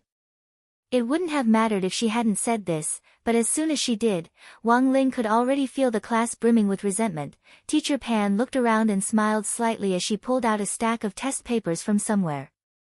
Since the cute students like to study so much, why don't we do 2 sets of questions first? Chapter 373. Just like that, the whole class was tormented by Teacher Pan for an entire morning self-study session plus the first 2 classes. When the Tao Talismans class was over, everyone was astonished to find that they had actually done 3 sets of test papers on average, but that wasn't the most astonishing thing. The scariest thing was that Teacher Pan had already marked 2 sets of test papers in class, and was now busy recording the results in the office. Dopey Guo was usually pretty popular outside classes. Of course, this was all because he usually gossiped. The most exaggerated thing was that he actually had his own fan club at number 60 high school. As soon as they heard that Master of Dopey had returned to school, all his Dopey fans rushed over almost as soon as class ended to ask about his injuries. In fact, this guy hadn't been injured at all. If you really had to find a reason, it would be that the Heavenly Materials sword had made a very small cut on the back of the hand or arm of the student whose spirit had been sealed. And this kind of cut was completely negligible as long as medicine was applied. To be precise, the spirit sealing wasn't an injury, but a state of mind. Wang Ling sat at a table at the very back of the classroom and watched the show with Super Chen. Because his table was right next to Dopey Guo's, it was now heavily surrounded and occupied by people. It actually didn't feel good to be sandwiched in the middle, and Wang Ling hated this feeling, so he simply stayed a little further away and watched the show with Super Chen. "How's your body now? How does it feel to have your spirit sealed?" someone asked. Dopey Guo closed his eyes and pondered for a bit, then immediately replied. It's probably my first time having my spirit sealed, and I feel a little weak." "Then how does it feel? Do you know what it feels like to play mahjong with 4 pissing beef meatballs stuck in a Russian nesting doll?" Wang Ling didn't quite understand the familiar description, but the upgraded version of the answer made him feel awesome. Seeing the pained expressions on everyone's faces, Dopey Guo couldn't help laughing. "I'm joking, it's actually not that serious. It just feels like I've suddenly been deprived of spirit energy. I'm just like an ordinary person now, and I'm not used to it. I can't even walk up the stairs." Actually, from the fact that his spirit had been sealed, it could already reflect the difference in physical quality between a foundation establishment cultivator and an ordinary person. In terms of cultivation talent, Wang Ling felt that Dopey Guo was actually pretty average. Although he was in the elite class, he couldn't be said to be too strong, and could just barely be considered average among the foundation establishment students in the city. In the last 2 years, no. 60 High had been preparing to be upgraded to a key city high school, and the selection of new senior grade 1 students had been much stricter than before. Hence, this batch of number 60 high school freshmen wasn't the worst as Teacher Pan had said. In terms of cultivation talent alone, they were much better than any previous batch. Many of them were at the peak late foundation establishment stage as soon as they entered, such as Lotus Sun and Super Chen. For the school, as long as these elite students had enough resources, it was very likely that they would successfully advance to the Golden Core stage before graduation. The current foundation establishment stage was no longer the same as before. As long as one's talent was good, coupled with enough resources, it was completely possible to advance to the Gold Core stage in a few years. But it was impossible to advance any further. For example, modern cultivation resources were far from enough to advance from the Golden Core stage to the nascent Soul stage, and a lot of time was needed to comprehend the Great Tao. Therefore, for number 60 high school, Wang Ling's batch of senior grade 1 students had the highest hope of increasing number 60 high school's Golden Core conversion rate, as well as helping number 60 high school directly advance to a key city high school. Although some teachers usually had sharp tongues, none of the teachers in the school dared to deny this. On the surface, they criticized their own students for all sorts of faults, but in private, the teachers would vigorously compare themselves to their students, how awesome their students were, how many test scores their students got. When all was said and done, they were the students they had taught themselves. No matter how many flaws they had, even if they had one shining point, the teachers could privately magnify it infinitely. There were still 5 minutes before class started. Someone asked Dopigwa, "Is there any new gossip recently?" Dopigwa replied without hesitation, "Of course it's about the newest Society of Saints." Realization dawned on everyone's faces. It was very obvious that everyone had seen this reaction in private, and had even paid special attention to the Society of Saints advertisement. Dopigwa smiled. This Society of Saints is quite new. It's not a private education organization, but a state-certified organization that gathers elite students from all over the world. To put it in a more understandable way, this Society of Saints is an elite class set up by the state, and recruits elites from all over the country from schools. Of course, those who can join the Society of Saints are the cream of the crop, and they're definitely gifted. I see. Everyone nodded, not understanding what he meant. The image of the spokesperson Chu Yuanhao defeating 10 people of the same realm in a tug-of-war was still vivid in their minds. Someone asked, "Then after joining the Society of Saints, are you considered a member of the school or the Society of Saints?" Dopigwa, it's like this. Joining the Society of Saints is equivalent to being a member of the Society of Saints. During the 3 years of high school, you'll receive specialized learning and combat training at the Society of Saints school base. In addition to receiving a large amount of resources from the Society of Saints every week, you can also receive one-on-one guidance from a famous teacher. But when it comes time for the college entrance examination, you'll still take it as a student from your previous school, and your scores will also be considered the school's. Is this a collaboration with all the high schools in the country? Someone asked. Dopigwa nodded. You can think of it that way, but it's not that easy to join the Society of Saints. They only accept first-year freshmen, and once they like you, they'll send someone to the school to negotiate and then go through the signing process. Of course, you can also pay a sum of money to take the exam at the Society of Saints, but you probably won't pass. Then, how much does it cost? 5,000 immortal gold bars. F***ck. So expensive, someone exclaimed. What if you don't pass? Then the money will go down the drain. Dopigwa shrugged. But as far as I know, rich parents nowadays all want to send their children there. I heard that if you can rank in the top 20 in the Society of Saints, you can get a recommendation. You don't have to take the college entrance examination, and there's no requirement to reach the golden core stage. You can go to any university you want. For a moment, everyone was in an uproar. Who on earth was running this Society of Saints? Was it that powerful? Someone expressed doubt. Who told you all this information? Is he reliable? Dopigwa smiled again. Don't worry, I'm definitely reliable. One of my uncles in the Society of Saints told me. Everyone, Wang Ling. That night, Dopigwa returned home. Dopigwa stared at his mother. Mom, am I your biological son? Gwa's mother, of course. Dopigwa, then I want to take part in the Society of Saints test. Gwa's mother smiled. That winter, it snowed very heavily. On our way home, your father and I heard some noises from the trash cans on the street. Dopigwa, Mom, it's actually not expensive. It's only 5,000 immortal gold bars. Gwa's mom, your dad and I walked over to take a look, and we found, it was a dog. Dopigwa, Mom. I'm not taking the test anymore. Chapter 374. As Dopigwa had said, the Society of Saints really wasn't a place that just anyone could join. Logically speaking, as Songhai City's general administration of 100 schools, as well as a cadre at that, it was impossible for Odd Zhuan not to know about this. If the Society of Saints was up to something, he would be the first person in Songhai City to be notified. But this Society of Saints didn't play by the rules.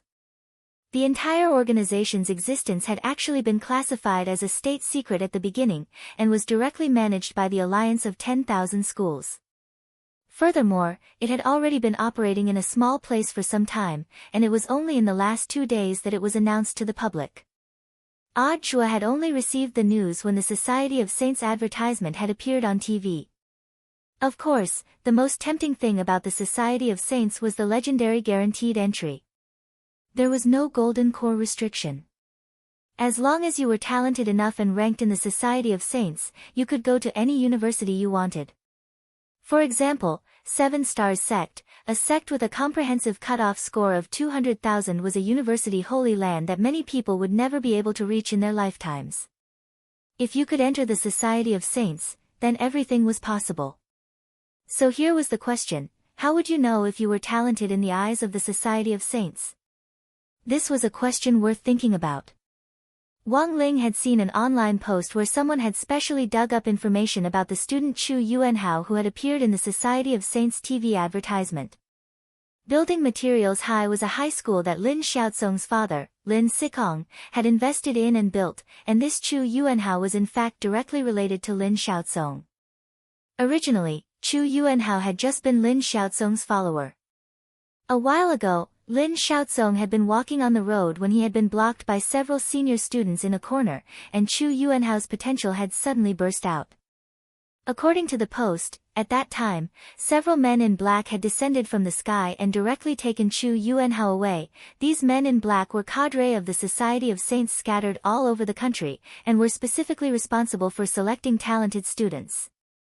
According to the informant in the post, this group of men in black should have been following Lin Xiaozong, but in the end, they had an unintentional result, and happened to pick up Lin Xiaozong's leftover goods, and regarding this matter, Wang Ling was purely taking the attitude of a melon citizen. Whether the outside world made the Society of Saints sound so amazing or how many people wanted to sign up, it didn't matter to Wang Ling. Right now, Wang Ling's top priority was to deal with the district sports meet and midterm exams, as well as the 20 packets of crispy noodle snacks that he was about to lose. Everything else was secondary to him. No matter how powerful the Society of Saints was, it had nothing to do with him, as long as it didn't come back to him. But Wang Ling felt that the chances of the Society of Saints finding him were actually very low. His grades in number 60 high were neither high nor low, so why would they target him? Thinking this, he simply put the matter to the back of his mind. Review. This was much more important than the Society of Saints. One had to know that he had to average scores in his exams. If he did too well, Father Wang would scold him, and if he did too poorly, Teacher Pan would call his parents. Thus, Wang Ling felt that those who could get the average score in every exam were the real big shots, but not long after he opened the textbook, he received a text message from grenade-throwing senior immortal. "Brother Ling, there's something I need to tell you." Wang Ling replied with a question mark. Grenade-throwing senior immortal: "Well, about the holy beast blood, I might have to wait a day." Wang Ling was about to ask why, when grenade-throwing senior immortal replied with another text message. "I prepared a basin for little Silver today," and he was about to let the blood out. In the end, he said something about holy beast blood having to be let out under the midday sun, so he took the basin and knife outside to let it out. Seeing this, Wang Ling seemed to have already predicted the outcome. Sure enough, the second half of the text message read, "Then, the residents nearby saw little Silver slit his wrist and let out the blood. He's now in the detention center, and the police are trying to persuade him." Wang Ling, 7:00 in the evening, Songhai City's Anning District Cultivation Police Station. Little Silver was facing a police officer. His right wrist had already been disinfected and bandaged simply. When it had been discovered that he had slit his wrist, little Silver's holy beast blood had already accumulated to fill half a basin. In the end, the police officers had poured it all out without saying anything. Recalling that scene now, little Silver still felt a deep pain in his balls. Fortunately, holy beasts didn't rely on their livers to produce blood, otherwise he would have died of exhaustion. Name: Little Silver. "I'm asking for your real name. My name is Little Silver." The young man took out his ID card, which grenade-throwing senior immortal had personally taken him to apply for not long ago. "Does it still hurt?" The police little brother in charge of taking the statement asked with concern. This little brother had worked as a psychiatrist before, and was usually the one in charge of this type of attempted suicide. Actually, taking the statement was secondary, the most important thing was psychological counseling. These young people who had attempted suicide had to open their hearts, and feel the warmth of the world. "It doesn't hurt anymore," Little Silver replied in a low voice, and at the same time looked at the bandage on his wrist with some disdain. As long as he wanted to, this small cut could completely heal in a few seconds. On the way to the police station, in order not to give himself away, he had watched the police bandage his wound before activating the healing mechanism, and there had been a lot of blood during the bandage. "When can I leave?" Little Silver raised his head and stared at the police officer with flickering eyes. However, the police little brother didn't fall for it at all. "There's no point in acting cute. You have to explain clearly why you wanted to kill yourself." Little Silver muttered in a low voice, his expression a little resentful. "It's all because of those 20 packets of crispy noodle snacks." Hearing this, the police little brother almost threw his pen away on the spot. "What did you say?" Little Silver, I mean, because I didn't get the card I wanted out of the 20 packets of crispy noodle snacks, so," the police little brother continued to be astonished. "Just because of that? That's why you thought of suicide?" Little Silver, "What else?" The police little brother. About an hour later, Grenade-throwing Senior Immortal arrived at the police station. Grenade-throwing Senior Immortal, "Hello, I'm here to bail someone out." In front of the reception desk, a police officer looked at him with a smile. "Who are you bailing out? Give me a name." Grenade-throwing Senior Immortal, Little Silver. "Oh, that young man who looks like he's a mixed blood. He was indeed at our police station because of an attempted suicide before," the police officer said. Grenade-throwing Senior Immortal, "What about now?"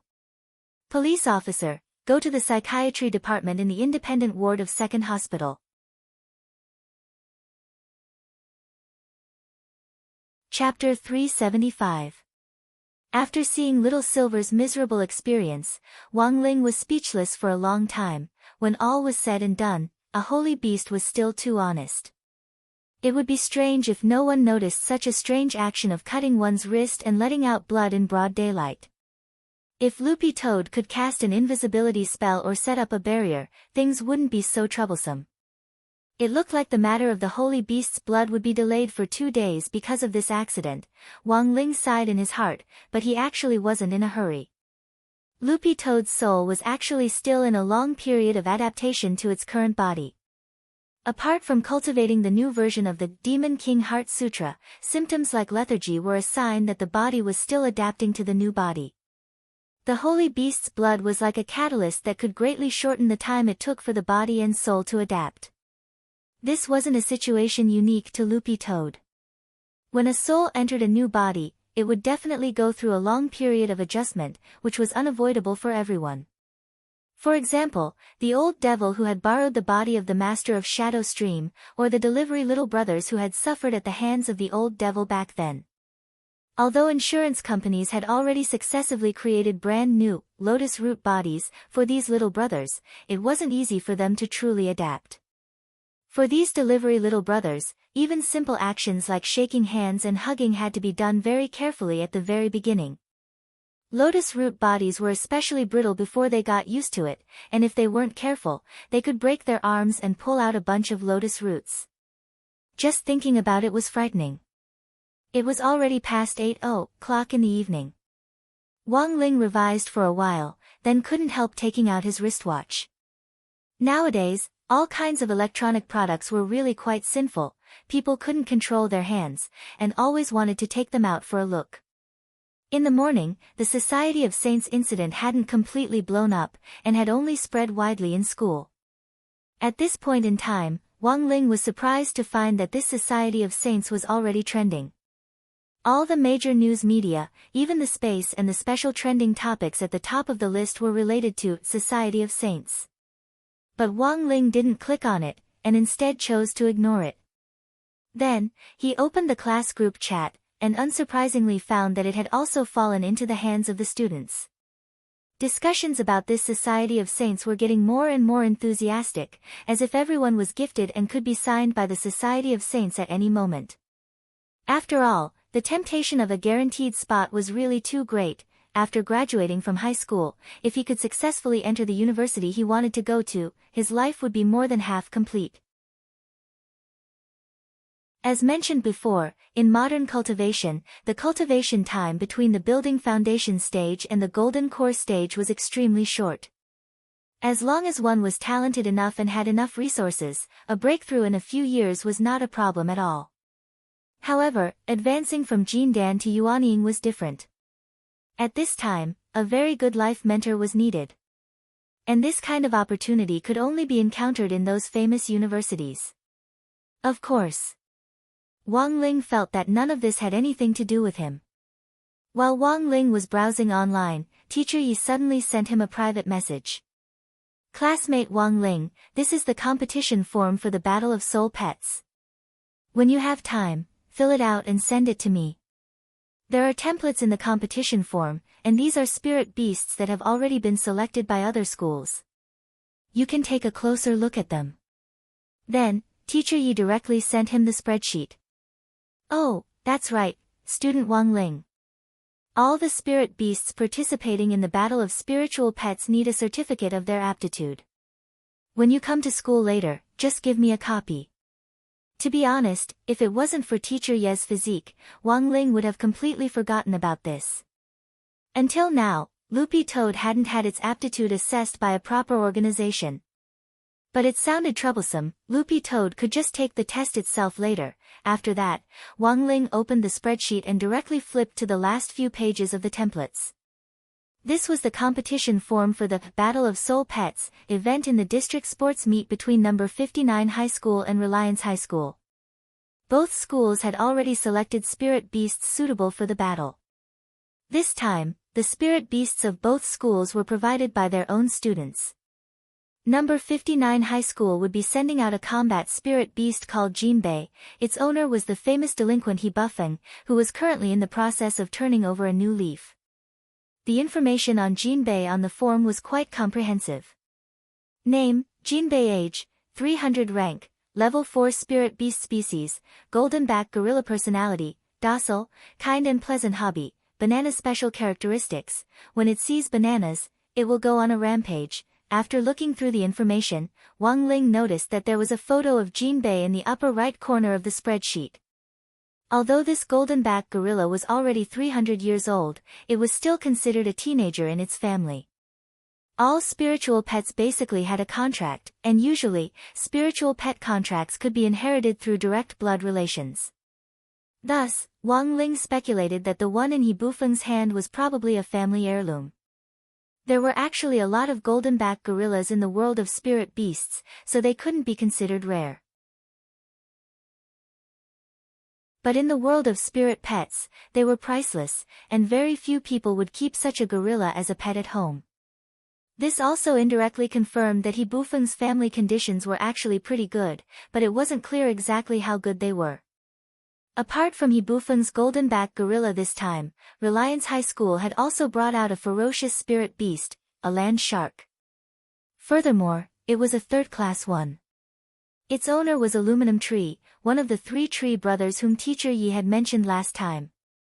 Land sharks were fairly rare aggressive spirit beasts that could live on land and water, but while they were aggressive, they were very easy to tame. If you could raise a land shark cub from a young age and feed it meat and potato chips every day, its loyalty would definitely go through the roof.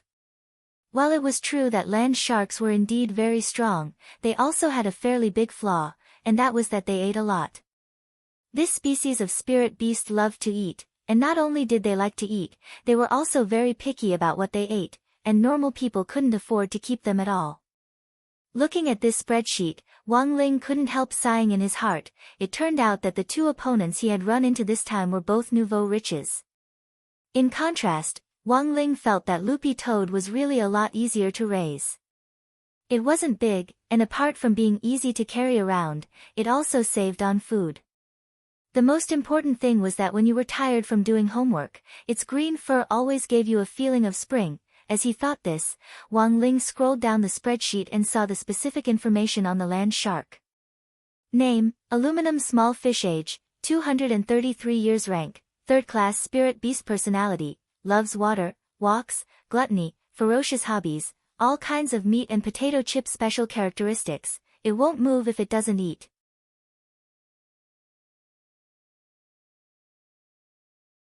Chapter 376.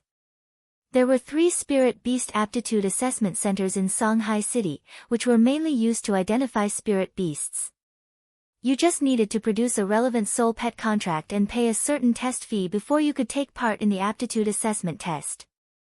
Loopy Toad had been in Wang Ling's house for a long time, but it actually hadn't signed a contract yet, because this kind of contract was actually meaningless to both Wang Ling and Loopy Toad. A soul pet contract existed so that when a soul pet went out of control, the owner could use the power of the contract to forcibly suppress it and restrain it. But as a pet under Ling Jinren, this kind of contract was basically useless. First of all, it was impossible for Loopy Toad to go out of control, and it was even more impossible for it to resist Wang Ling. Wouldn't that be deliberately making things difficult for itself? But in order to participate in the Spirit Beast Aptitude Assessment Center's test this time, Wang Ling and Loopy Toad had signed a contract last night, and then Loopy Toad had left with it. The Toad clan had a space-swallowing spell. Although Loopy Toad was now a dog, as long as it could use spirit energy and knew the formula for this spell, it could still use it normally.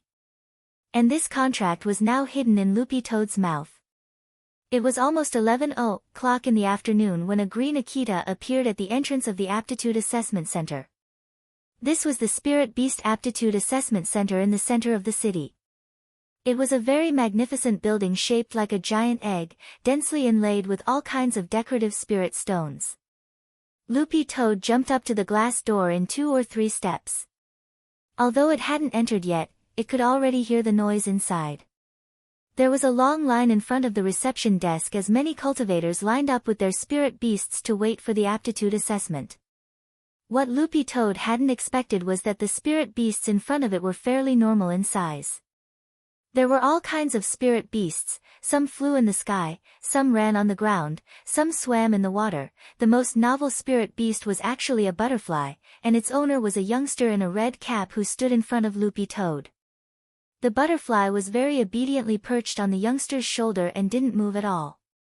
Loopy Toad was at the end of the line, and the moment it saw the butterfly, it immediately broke out in a sweat. This was probably a rare spirit butterfly, but it couldn't tell which species it was. The classification of spirit beasts in the cultivation world was really too complicated, and there were all kinds of strange things. Generally speaking, whether a spirit beast was good or bad depended on its strength. As long as one was strong enough, even a spiritual ant could be called a king. Nowadays, there were quite a few cultivators who relied on the spirit beasts they raised to travel all over the country to participate in spirit pet competitions to make money. This was a new industry, and the Spirit Beast Qualification Appraisal Center was born to serve this industry. On the one hand, it could link up with pets with intelligence competitions all over the country to provide the government with accurate data of spirit beasts. On the other hand, it could also make a record of the spirit beasts in captivity all over the country. In case something happened, the appraisal center could directly contact the owner. While it was in line, Loopy Toad saw the youngster in the red cap standing in front of it suddenly look at it. "Did you come by yourself? Where's your master?" Loopy Toad looked up at the clock in the main hall of the Qualification Assessment Center and directly replied, "He's in class." In the end, this reply didn't matter, but all the spirit beasts and their owners in the line nearby looked at Loopy Toad in utter astonishment. Even the security guards who were responsible for maintaining order in the line and the managers of the Qualification Assessment Center were stunned. Holy shit! This green-furred dog could actually talk. Generally speaking, only second-class spirit beasts had a rudimentary language system, right? Under normal circumstances, only the owner who had signed the contract with the spirit pet could understand the words of a spirit beast that had not reached the second stage. The youngster stared at Loopy Toad in utter astonishment. "You can talk. You're second class." Loopy Toad was very modest. Second class. I don't think so. The youngster was a little puzzled. Then how can you talk? Loopy Toad, I can also write. Is it hard to learn? Everyone, the youngster took a deep breath. He had initially wondered which owner would be so generous as to let his spirit pet participate in the qualification assessment on its own. That was because there was a follow-up question and answer session that required the cooperation of the owner. But if the spirit pet could talk and write, there really wouldn't be a need for the owner to participate in the qualification assessment. This youngster was actually the kind of cultivator who specialized in raising spirit beasts and then took them to competitions all over the country. So the moment he saw Loopy Toad, he was instantly captivated. He felt that this green-furred dog wasn't just ordinarily handsome. A spirit beast under second class that could talk and write. What kind of breed was it? The youngster was extremely curious about Loopy Toad, and straightaway crouched down and stretched out his hand. Hello, let's get to know each other. I'm Wei Ji from Jinshin Town. You can call me Little Ji. Loopy Toad was blank, feeling like it had heard this line somewhere before. But it still put its paw on the youngster's hand out of courtesy. This youngster called Wei Ji looked very excited. Were you born with green fur? Loopy Toad nodded its head. Sort of, actually. Loopy Toad had long wanted to ridicule its green fur. Although it had been a demon king in its past life, it had always behaved itself and hadn't done anything outrageous. The biggest crime it had committed in its life was probably when it had descended into the gate between worlds 6 years ago. Some people might not believe it, but at that time, it had been pushed out by the combined efforts of the other demon kings. In the end, it had turned into a box as soon as it landed. Apart from that incident, Loopy Toad felt that it was a pretty honest toad, but when Teacher Pan had fused it with a dog and turned it into a green-furred Akita, Loopy Toad had actually despaired in its heart at that time. Who hadn't made mistakes when they were young, but was there a need to turn themselves into the color of forgiveness? This might not have been a big deal to other people, but for Loopy Toad, it was a real pain in the ass. Because of this youngster called Wei Ji's sudden change of pace, Loopy Toad noticed that more and more eyes were now focused on it. Even the staff responsible for boarding the plane at the front desk stared at it with strange expressions on their faces. When it was Wei Ji's turn to fill in the identification form, he looked at Loopy Toad with some concern in his eyes. Do you want me to fill it out for you? It's not convenient for you to hold the pen with your dog paw, right? Loopy Toad shook its head. No need, I can do it myself. Wei Ji and the staff at the front desk were startled. Then, Wei Ji gave Loopy Toad a data form and a pen, and he couldn't help laughing. This is the first time I've seen a dog write. Loopy Toad skillfully picked up the pen. In fact, it wasn't so much holding as using spirit energy to suck the pen into its paw. This was a posture that Loopy Toad had specially studied, and it was easier to hold the pen back and forth. When Loopy Toad started to fill in the form, a lot of the people in the queue couldn't help watching. Even Wei Ji couldn't help glancing at Loopy Toad as he filled in the form. All of a sudden, Wei Ji asked curiously, "What breed of spirit dog are you?" Loopy Toad replied indifferently, "Akita." Akita? Everyone was shocked, because Akitas were just ordinary breeds of dogs, and weren't classified as spirit dogs at all. Wei Ji was greatly shocked. You're a hybrid. The corners of Loopy Toad's eyes twitched. You're the hybrid.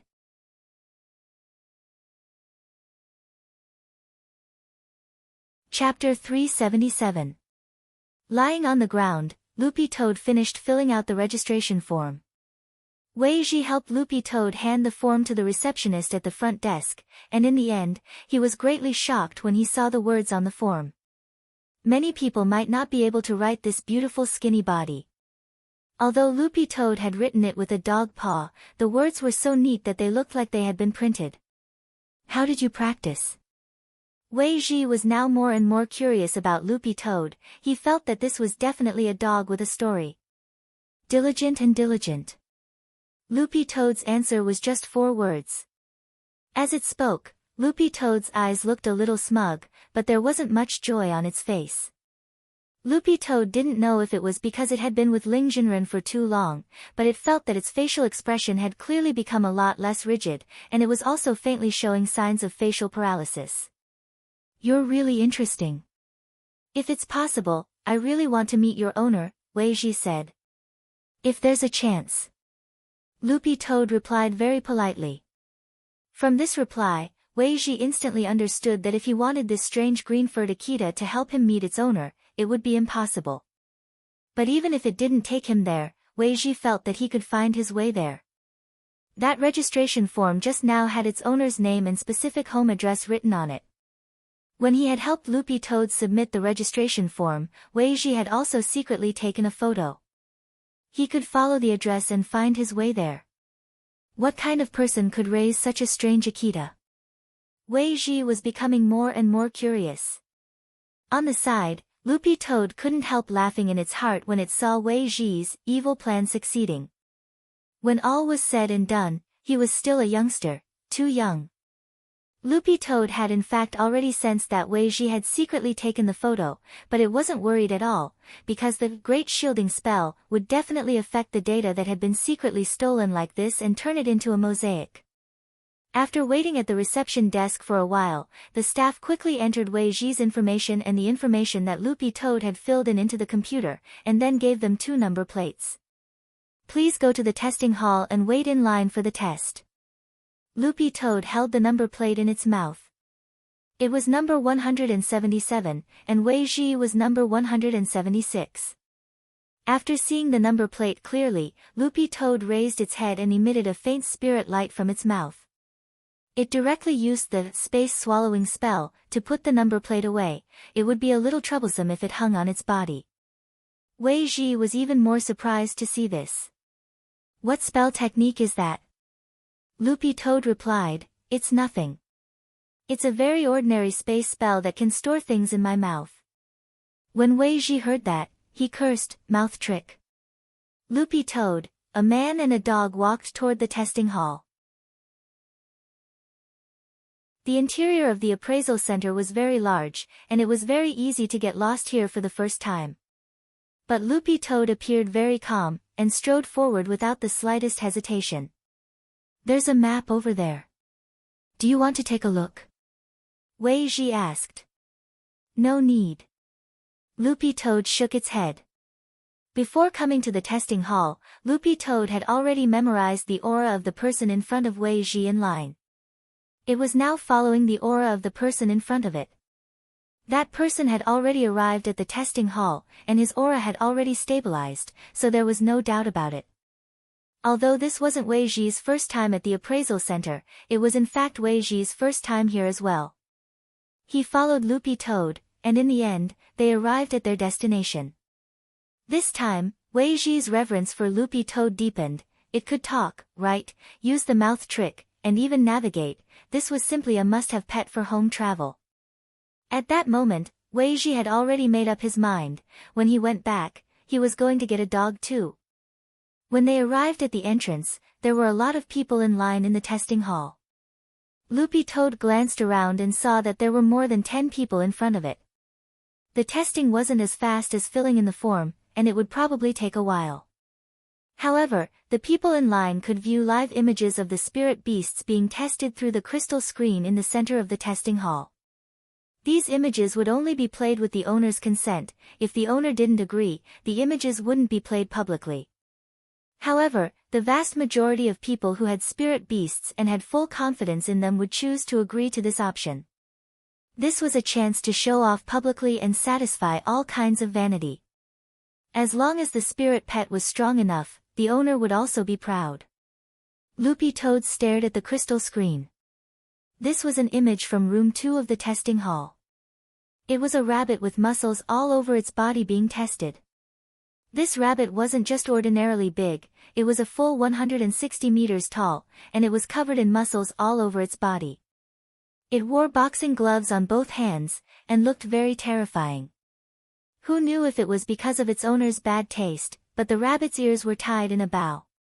Muscle Spirit Rabbit? Wei Ji recognized the breed at a glance, and then began to observe the rabbit. The color of its fur isn't bad. It's also very muscular. I'm guessing it's at least 4th class. It's a spirit beast with high attack speed and strength. It's at 6th class in its infancy, and can rise to 3rd class at the highest. But it's quite difficult to raise it, since it's very susceptible to illness in its infancy. The advantage is that once it's raised, it's very loyal, and it's suitable for all kinds of battles. Loopy Toad nodded its head slightly. It hadn't expected Wei Ji, who looked so young, to actually know so much. Wei Ji crouched down next to Loopy Toad and smiled slightly. I'll tell you a secret in secret, Loopy Toad. Wei Ji, this rabbit has already been sterilized. Loopy Toad, Wei Ji sighed and said, apart from being particularly susceptible to illness, this is the second biggest drawback of this kind of rabbit, it's very greedy. If it's not controlled and is let loose for a year, it can form a military alliance for you. Loopy Toad, one man and one dog chatted like that in front of the door. Loopy Toad tried its best not to talk during this time, and did its best to be an unobtrusive dog. But because of Wei Ji's earlier momentum, most of the people who had come to take the test today had an impression of Loopy Toad. Even as it was about to enter the testing hall, some people were still pointing at it. It wasn't long before it was finally Wei Ji's turn. Brother Dog, I'll go first. Wei Ji crouched down and rubbed Loopy Toad's head as he took the opportunity to take advantage of it. Loopy Toad, very quickly, the image of Wei Ji taking the test with the spirit butterfly was projected on the screen. The first segment was a strength test. In the center of the testing room was a strength tester, which could measure the corresponding strength value by hitting it. Wei Ji's spirit butterfly flew over unhurriedly and stopped in front of the tester. Everyone stared at this scene. Roughly 2 seconds later, everyone heard a violent boom. Loopy Toad was startled when it saw the value displayed on the tester. Such a small spirit butterfly actually had the strength of 2000 gene. Damn, what kind of spirit butterfly is this? Someone on the side exclaimed. Another person stared at the screen and said hesitantly, it looks like a pushing large butterfly. Pushing large butterfly. That's right. This type of butterfly has a very, very thick cocoon as big as a basketball before it matures. They have to dig their way out of the cocoon layer by layer, which is why they're called pushing large butterflies.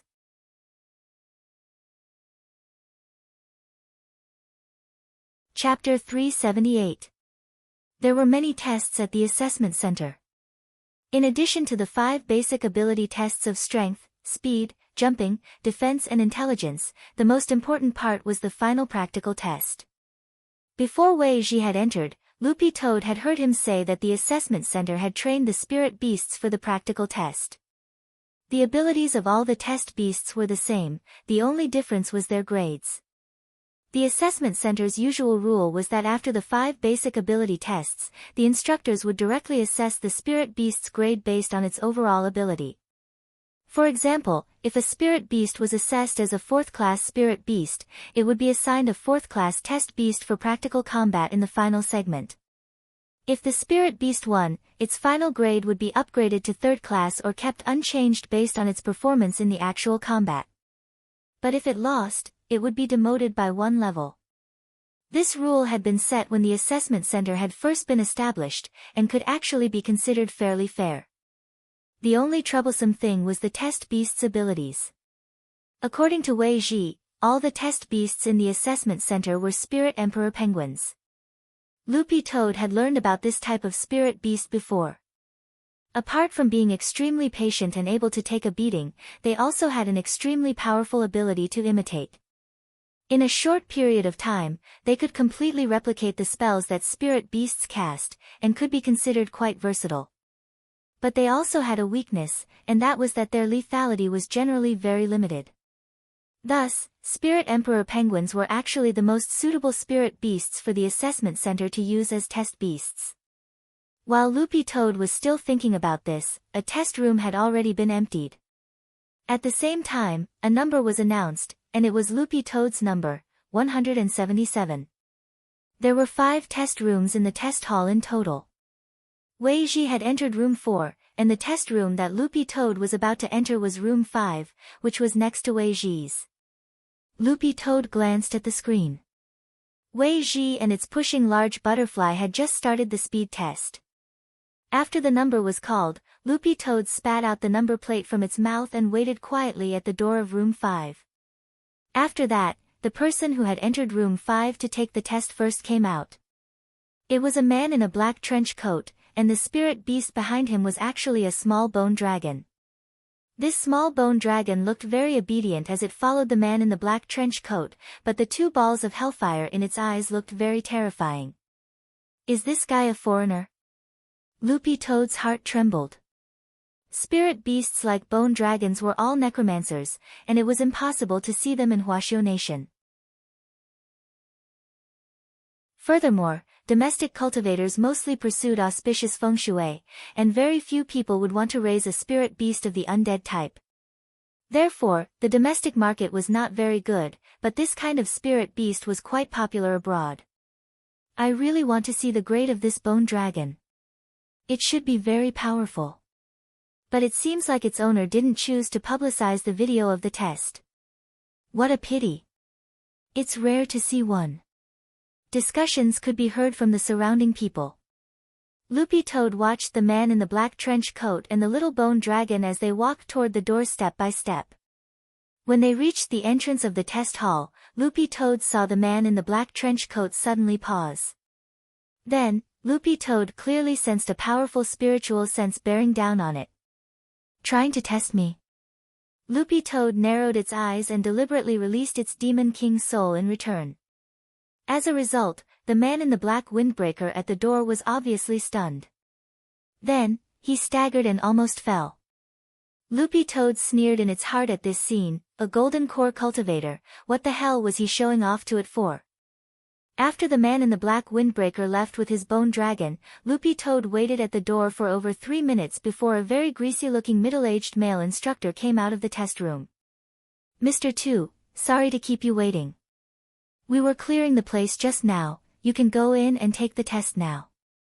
Loopy Toad's lips couldn't help twitching when it heard this form of address. Mr. 2. This form of address sounded very stupid. The middle-aged instructor flipped through the information in his hands. Looking at the information, this should be Mr. 2's first time here, right? Loopy Toad nodded, then gave the middle-aged instructor a strange look. Don't you think it's strange that I can speak? The middle-aged instructor shook his head with an indifferent expression on his face. I've been working in this field for more than 10 years. There's a good saying, you haven't eaten pork, but you've seen a pig run. Loopy Toad, the middle-aged instructor, generally speaking, only second-class spirit beasts possess the ability to speak. But I have more than 10,000 spirit beasts appraised under my supervision, and occasionally I'll run into a few that can speak even if they haven't reached a certain grade. According to the requirements of the recently popular organization, the Society of Saints, these spirit beasts should also be exceptionally gifted. Loopy Toad, the middle-aged instructor looked at Loopy Toad and couldn't help laughing. But you seem to be able to write. That's an exceptionally gifted among exceptionally gifted. Be careful when you go back, otherwise you might really be caught by the Society of Saints. Loopy Toad, the Society of Saints also accepts spirit beasts. The middle-aged instructor also looked at Loopy Toad in utter amazement. You don't even know this? The Society of Saints has a spirit beast class. Do you remember their TV commercial? The few dragonflies that flew past that youngster were all advanced species. Loopy Toad was stunned, there was actually such a detail. It hadn't noticed at all. It should be said that most people's gazes were focused on that youngster from Building Materials High, Chu Yuanhao. As the middle-aged instructor walked, he looked at Loopy Toad. It might be an occupational disease that I've developed over the years, I'm far more sensitive to spirit beasts than outsiders. When I saw those dragonflies, I wondered if the Society of Saints had some sort of spirit beast class. In the end, I looked it up online, and there really is one. Furthermore, it seems that they've recently been working with spirit beast appraisal centers all over the country to look for exceptionally gifted spirit beasts. Loopy Toad didn't know why, but it suddenly felt a hair-raising sense of danger. One man and one dog chatted as they officially arrived at the testing room. There were several machines in the testing room. The middle-aged instructor said, "Mr. Second should have seen it on the screen outside. Next up are the 5 basic ability tests. After the tests are over, I'll deduce your grade and arrange for a test beast to fight you in actual combat." Speaking up to this point, the middle-aged instructor suddenly had a smug look on his face. "To tell you the truth, I raised all the Spirit Emperor penguins in this appraisal center." "Loopy Toad, you raised them?" "That's right. Our Ma family has raised all kinds of penguins as a business for generations." The middle-aged instructor held up his work ID in front of Loopy Toad and was very proud. "I am Ma Huatang, the only son of the Ma family's 30th generation." Loopy Toad.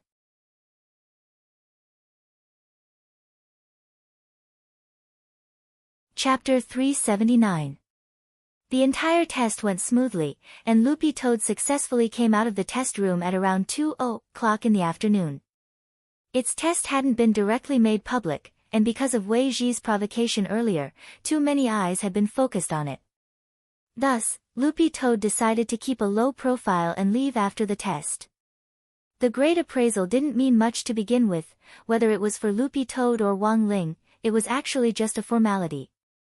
Loopy Toad had a very clear assessment of its own capabilities, and as long as it had a clear idea in its heart, that was actually enough. After the appraisal qualification test, the qualification certificate would be mailed home within 3 working days, and all that was left was to wait. As Loopy Toad thought this, it walked out of the appraisal center's main entrance, and was stunned to find Wei Ji leaning against a stone pillar waiting for it. When it had come out of the test room earlier, it hadn't seen Wei Ji, and thought that he had already left. It hadn't expected this guy to be waiting for it here. "Yo, brother dog. What a coincidence. I just came out of the test not long ago, I never thought we'd meet again." Wei Ji waved his hand as he looked at Loopy Toad, revealing a mouthful of white teeth. Loopy Toad.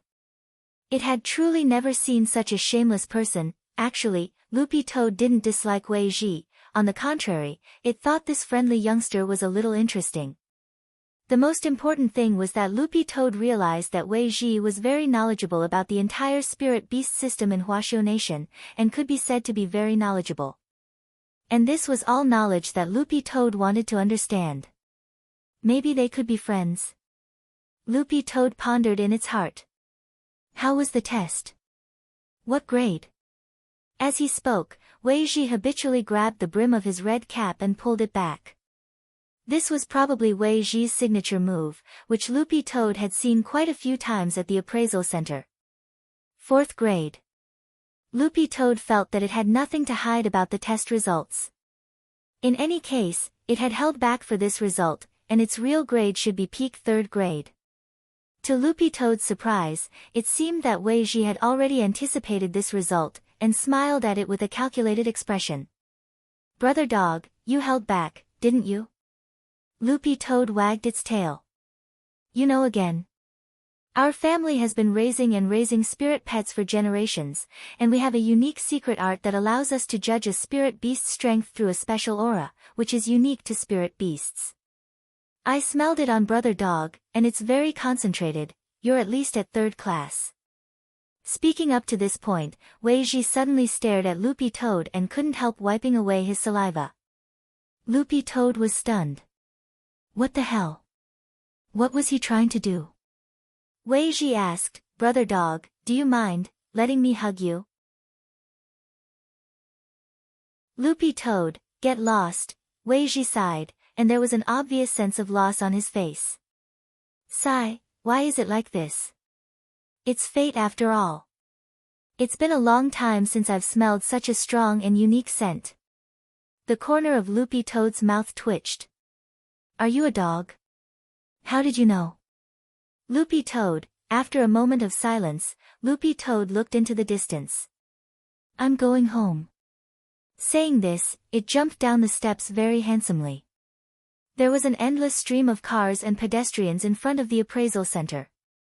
The sun shone directly on Loopy Toad's green dog fur, which was still very obvious even in the middle of the crowd.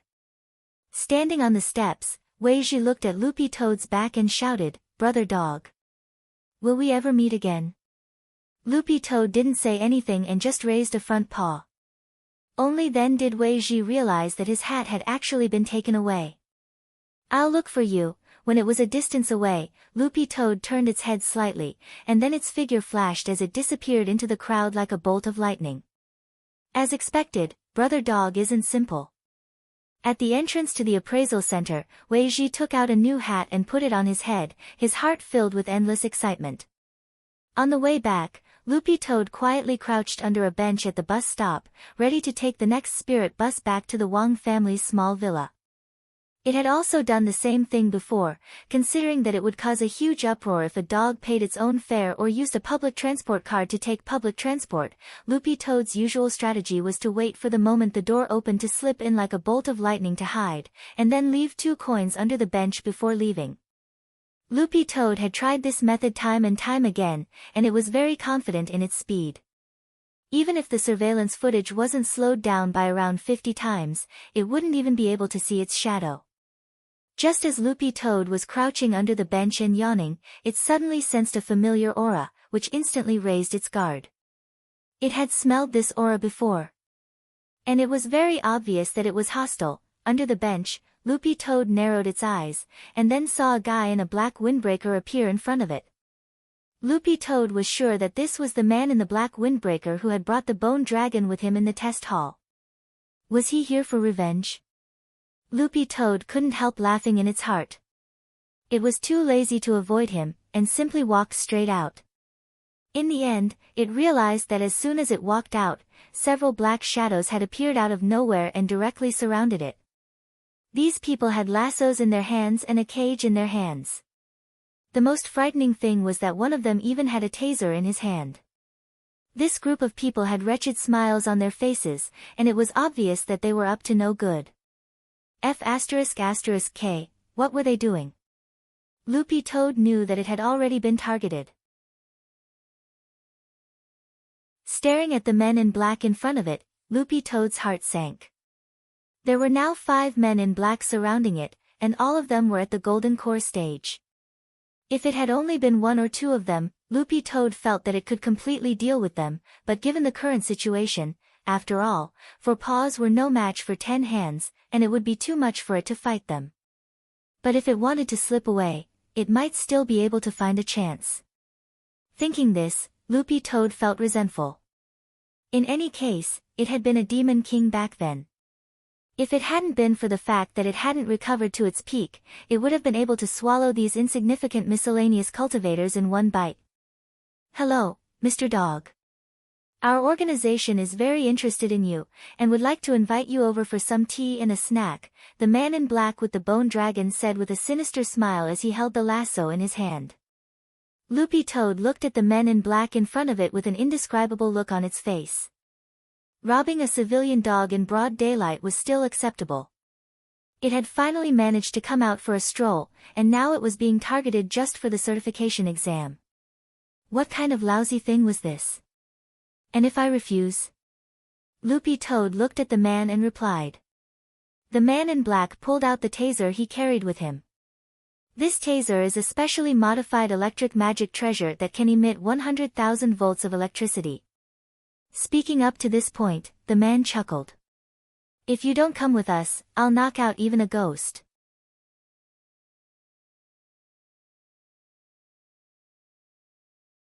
Chapter 380. Loopy Toad really didn't know what to say when they had gone to such lengths to catch it.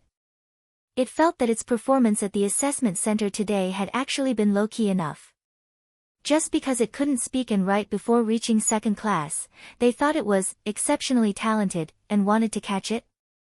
Wasn't this Society of Saints a little too sloppy? Furthermore, Loopy Toad had a hunch that these people might be related to the Society of Saints, but they definitely weren't from the society. A state-certified talent organization that had formal channels of cooperation with major schools and organizations, why would they not use those channels and specifically send people to kidnap so-called geniuses in broad daylight? If this group of people really were from the Society of Saints, Loopy Toad could only think that their brains had probably been kicked by a donkey. Are you from the Society of Saints? Loopy Toad asked in order to confirm its suspicions. You can think of it that way. The Bone Dragon Man smiled. Loopy Toad nodded after hearing this. It was already certain that this group of people weren't from the Society of Saints, or at least not from official channels. If they really were from the Society of Saints, how hard would it be to admit it? The Society of Saints was now the talk of the country and the education world was shaken. Everyone in the city knew about it, and it was an absolute honor for most people to be able to work in such an organization. Loopy Toad sighed in its heart. It had finally come out, and it didn't want to stir up trouble. If little Master Ling found out, he would probably be unhappy again. Suddenly, Loopy Toad pointed to the sky. Look! A UFO. In the end, these men in black weren't fooled at all. The Bone Dragon Man couldn't help laughing. Do you think we're 3-year-olds? How could we fall for this kind of trick? Loopy Toad didn't admit defeat, and pointed to the sky again. Look! Yui Aragaki. The Bone Dragon Man chuckled. It's no use, come with us obediently. In our line of work, apart from our mission goals, we're not moved by anything else. Loopy Toad suddenly felt a chill run down its spine. Not only were these men perverts who liked trapping dogs, they were actually a bunch of gays. At that moment, Loopy Toad felt that it had to use its trump card, once again, and for the last time, Loopy Toad pointed to the sky. Look! Playful on you. In that instant, the men in black were inexplicably dazed. It was as if they had been hypnotized, and their foreheads followed Loopy Toad's paw to look at the sky behind them in a very demonic manner. The sun is very bright today, but there's nothing at all. In an instant, the men came back to their senses. Led by the skeletal dragon man, all of them were flustered and exasperated. Damn it! He was actually led away. When he looked back, the green-furred dog that was originally under his feet had already slipped away. On the distant horizon, it was turning into a small green dot at a speed visible to the naked eye. Quick, chase them! The Bone Dragon Man gritted his teeth and shouted. The 5 of them didn't give up. One by one, they controlled their magic treasures and split into 3 groups to pursue. It was obvious that this was not the first time these 5 people had done this. They were very familiar with the surrounding streets and terrain. Loopy Toad never thought that this group of Society of Saints impersonators would actually be so obsessed with it. Furthermore, it felt that the other party had probably already planted a spirit mark on it. Furthermore, it wasn't very familiar with the surroundings of the Spirit Beast Assessment Center. In the city, the area it was most familiar with was the area around the food market that it often went to with Mother Wong and the old man. In short, if it continued to be chased like this, the situation would only get worse. At that moment, Loopy Toad's first thought was Dopigua's family's pet shop, the Soul Servant shop. It knew that the shop was in the city center and wasn't far from the Spirit Beast Assessment Center. As a long-established pet shop, Dopey's family's Soul Servant shop occupied a prime location. As long as it could escape there, this group of people would probably give up on chasing it, right? Loopy Toad thought to itself. Loopy Toad remembered very clearly the specific address written on the bags of New Orleans fly-flavored dog food that Dopigua had provided earlier. But the problem was that it couldn't calm down and study the route at all in this situation where it was being chased. This dog was unfamiliar with the place, and it was quite awkward. But just as Loopy Toad passed through an alley onto a street, a small black car suddenly drove up from the side. The driver was actually Wei Ji. Wei Ji didn't stop the car, but merely slowed it down and waved at Loopy Toad. The window in the back was already down. No time to explain. Get in the car. At that moment, Loopy Toad didn't say another word. It directly jumped up from the entrance of the alley and flew into the moving black car. One man and one dog worked very well together.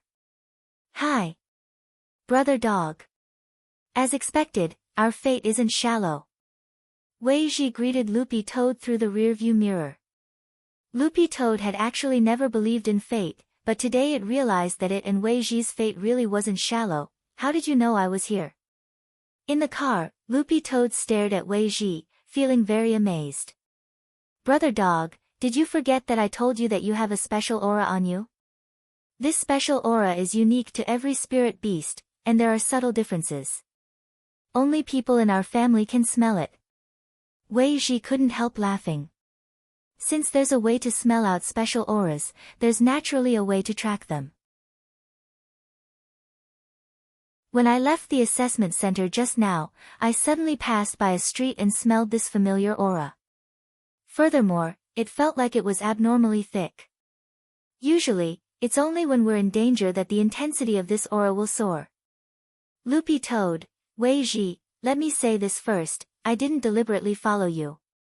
I only set out a minute after you left. Loopy Toad, Wei Ji, I just happened to pass by that street, and didn't see the bus stop or the group of men in black chasing you. Loopy Toad, Wei Ji, in short, everything that happened between you and me, Brother Dog, was preordained by fate. Loopy Toad, Wei Ji drove the black car forward, steering the steering wheel and ignoring all obstacles. Loopy Toad was stunned to realize that Wei Ji's driving skills were godly. It would really be a pity if he didn't participate in the Fast and Furious series with this level of skill. But this wasn't enough to completely shake off the pursuit of the men in black. Wei Ji's temper flared up. What kind of people are they? 5 golden core cultivators trying to catch a dog, this is really strange. Loopy Toad sighed. I've been marked with a spirit sense, I have to think of a way to wash it off first. Wei Ji, how? Loopy Toad, go around the area first. I'll lick my body with my saliva, and it'll wash off. Wei Ji, including my chrysanthemum. Loopy Toad.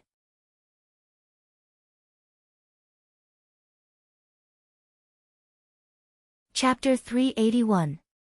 After about 3 or 4 minutes, Loopy Toad finally got rid of the spirit marks on its body.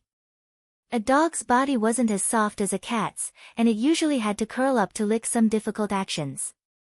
Fortunately, Loopy Toad's tongue was long enough, and it hadn't completely given up on the Toad Clan's tongue technique. So when Wei Ji saw that Loopy Toad could extend its tongue for more than a meter, his entire heart crumbled. As expected, Brother Dog wasn't an ordinary dog. Wei Ji sighed endlessly in his heart.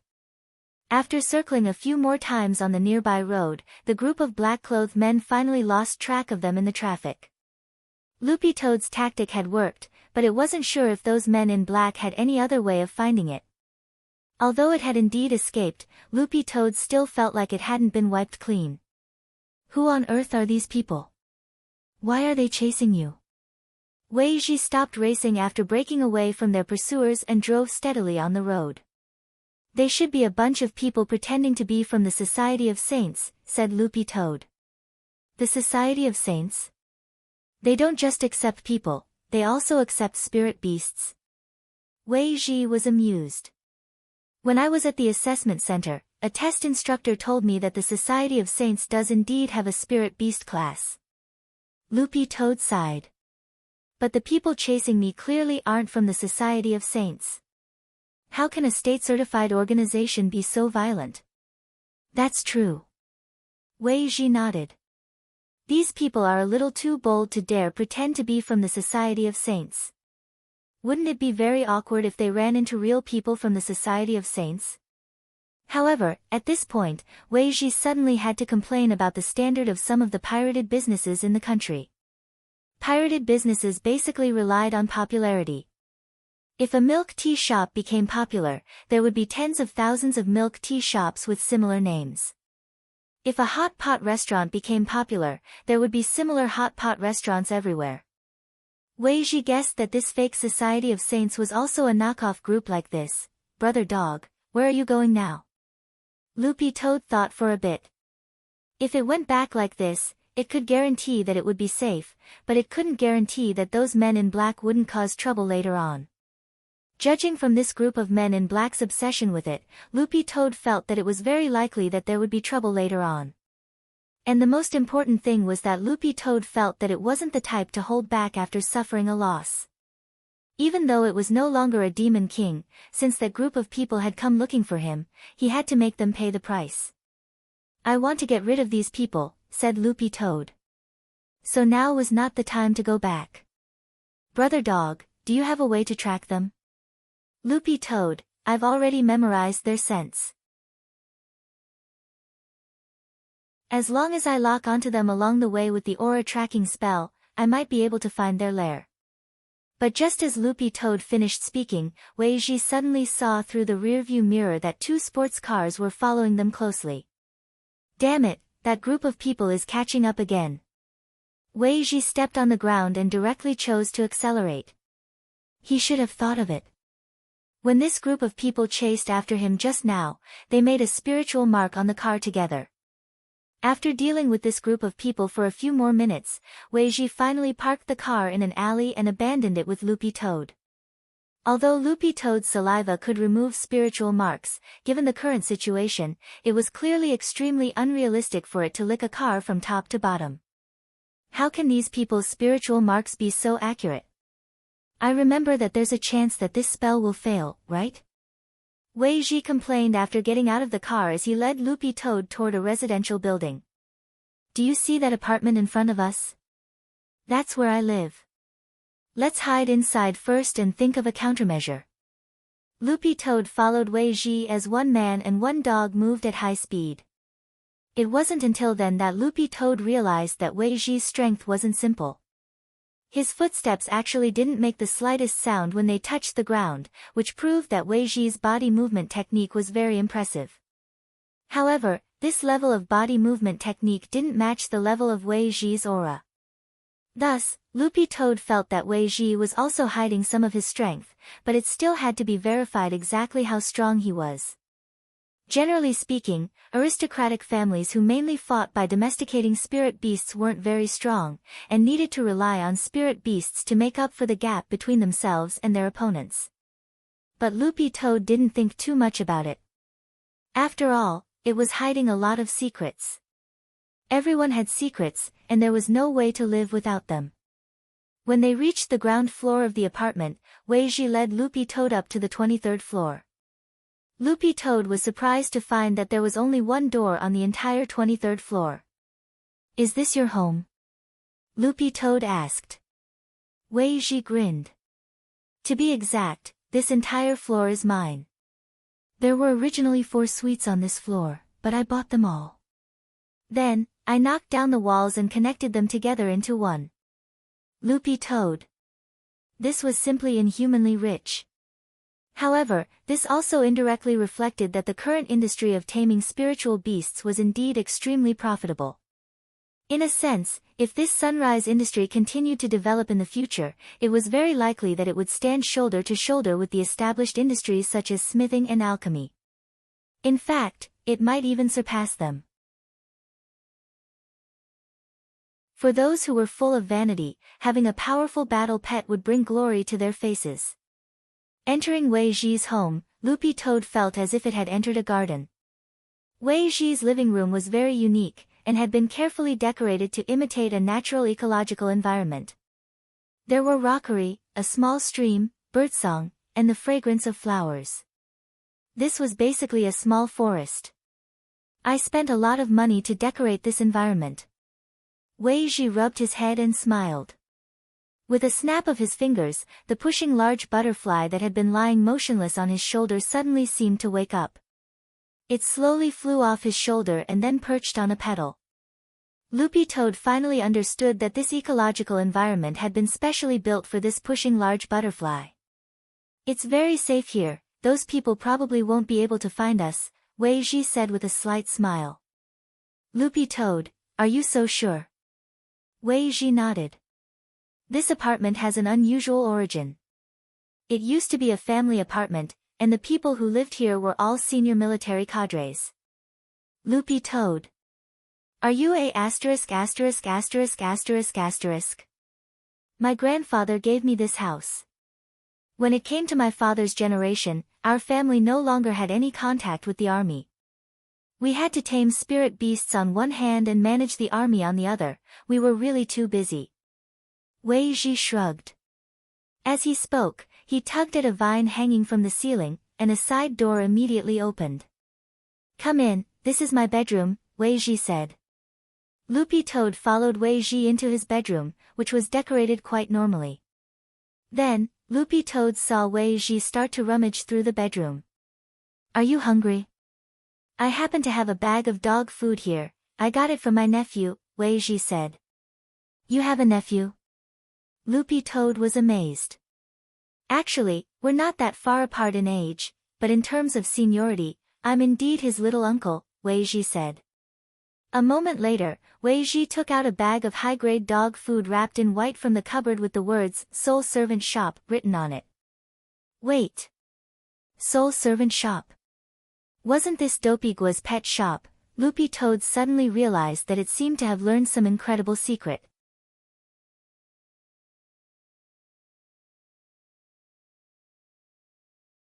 Chapter 382. Even when Loopy Toad wasn't at school, it had heard rumors about Dopey's various uncles. So the question now was, how many uncles did Dopey have? This was a very strange question. But from its current interaction with Wei Ji, Loopy Toad finally understood why Dopey-gua was able to keep his eyes and ears open, and why he knew so much gossip. Forget the other uncles, just the gossip he had gotten from Wei Ji was enough for Dopey-gua to use. A pet trainer was a freelance job that traveled all over the world and had a military background. Given this job and his special background, he naturally had a lot more information than ordinary people in this circle. There were a lot of big things that hadn't been officially announced, and this kind of person might have already gotten wind of them in their circle of friends. Dopey-gua wasn't in this circle, but his uncle was. "Aren't you hungry?" Seeing Loopy Toad stare blankly at the bag of dog food he had taken out, Wei Ji scratched his head a little awkwardly. "Does Brother Dog usually not eat dog food?" Loopy Toad didn't know how to answer. Because cultivating the Demon King Heart Sutra consumed a lot of physical strength, the energy provided by the dog food was in fact very important to Loopy Toad. It ate dog food, but the problem was that it wasn't ordinary dog food. Furthermore, after eating the fly-flavored dog food that Dopey-gua had given it, Loopy Toad realized that it couldn't eat any other kind of dog food. I'm not hungry yet." Loopy Toad broke out in a sweat, and then the expression on its dog face changed as if something bad had happened. "What's wrong?" Wei Ji looked at it. "That group of people is here." Loopy Toad narrowed its eyes and wagged its tail as it looked in one direction. It had smelled the aura of the Bone Dragon Man, and was certain that the group of men in black who had been chasing it had already searched downstairs. Cultivators could disturb the spiritual senses and even create fake spiritual senses as a cover, but the aura was the only thing that could not be concealed. Unless all the pores on your body were sealed, Loopy Toad would be able to smell even the slightest hint of a scent. The Bone Dragon Man and a group of men in black had arrived downstairs at the family apartment building. Their car was parked in the alley where Wei Ji had abandoned it. "It's here. The dog is inside." The skeletal dragon in the lead sneered. He had asked the skeletal dragon to follow the scent from the car to the apartment. Although the skeletal dragon's sense of smell was definitely worse than a dog's, a rank 3 skeletal dragon was still capable of distinguishing scents. "This place doesn't look simple. Is it really okay to chase after it like this? I'm the leader of this operation. If anything happens, just push the blame to me." The Bone Dragon Man put his hands behind his back and looked at the tall building in front of him. "This dog is definitely not simple." Back at the appraisal center, the dog had purposely released its aura to intimidate me. Also, my Bone Dragon told me that it has an abnormal undulation that doesn't belong to a spirit beast. If I can catch it and hand it over to the Society of Saints, it'll definitely fetch a good price. The Society of Saints will really accept them? Of course we can't kidnap people, but we can kidnap spirit beasts. There are still a lot of vacancies in the spirit beast class at the Society of Saints, and we urgently need all kinds of special spirit beasts. After we catch this guy, we'll feed its spirit water to make it forget its past memories, then we'll sell it." The Bone Dragon Man smiled. "I believe the Society of Saints will give us a very generous reward." Without waiting for his subordinates to respond, the Bone Dragon Man had already stepped into the apartment building. About 2 minutes later, the man arrived at the door. "He's here." Behind the door, Wei Ji and Loopy Toad both held their breaths. Then, in the next moment, there was a deafening pounding on the door. "If you can hide and seek, then open the door." Loopy Toad, Wei Ji. A moment later, Wei Ji took the initiative to open the door. This door had been bought at a high price back then.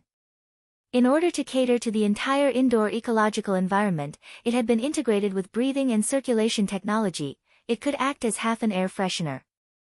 But while it was expensive to build, it had one drawback: it was fragile. It couldn't withstand the repeated torment of a golden core cultivator. Wei Ji opened the door. In front of him, the men in black led by the Bone Dragon Man were still in the same unchanging formation: cage, noose, taser. Wei Ji was shocked. "How did you get in?" Logically speaking, family apartments had always been off-limits to outsiders. The Bone Dragon Man crossed his arms and smiled as he took out a pack of cigarettes from his inner pocket. "I have this." Wei Ji was completely stupefied. This old smoker at the door had actually let people in for a pack of cigarettes. This was too immoral. "Kid, I don't know what your relationship with this dog is, but I advise you not to be a busybody. However, I advise you not to meddle in other people's business." The Bone Dragon male stared at Wei Ji. Wei Ji couldn't help laughing. "Unfortunately, I have true love for Brother Dog." Loopy Toad, when the men behind them heard Wei Ji's words, they couldn't help exclaiming, "Huh." Wei Ji took a deep breath, his expression very calm. He slowly put his hands behind his back and stared at the Bone Dragon Man in front of him. "Since you've already barged in here and are determined to make a move, does that mean you've already accepted the price you'll have to pay?" The Bone Dragon Man couldn't help laughing. "I'm not easily frightened. In our line of work, how bad can the outcome be?" "What's wrong with catching stray cats and dogs and then selling them for money? We're just riding on the Society of Saints trend to make some quick money." "I know. You're pet hunters." Wei Ji finally understood now that this group of people were the pet hunters who were now being severely boycotted by the pet trainers' world. However, pet hunters couldn't see the light of day, and usually chose to act at night. This was the first time even Wei Ji had seen such an arrogant activity in broad daylight. "Since you know who we are, there's no need to explain anymore." The Bone Dragon Man also took a stance. Pet trainers and pet hunters were enemies to begin with. Wei Ji shielded Loopy Toad behind him. Since pet hunters were involved in this matter, Wei Ji had to take action even if he didn't want to. "Brother Dog, just stand here and don't move." "Loopy Toad," Wei Ji took a stance. "Let me test this guy first." As soon as he said that, the Bone Dragon Man actually made the first move, gaining the initiative by striking first. He was very fast, and Loopy Toad's line of sight was blocked by Wei Ji's body, so it couldn't see his movements clearly. By the time Loopy Toad changed its angle of view, it saw that the taser in the Bone Dragon Man's hand had already directly hit Wei Ji's body. "Paw!" Lightning flashed. There was the sound of an electric current. To the Bone Dragon Man's surprise, Wei Ji was actually unscathed. "The Bone Dragon Man, that's impossible. My taser magic treasure has 100,000 volts of electricity."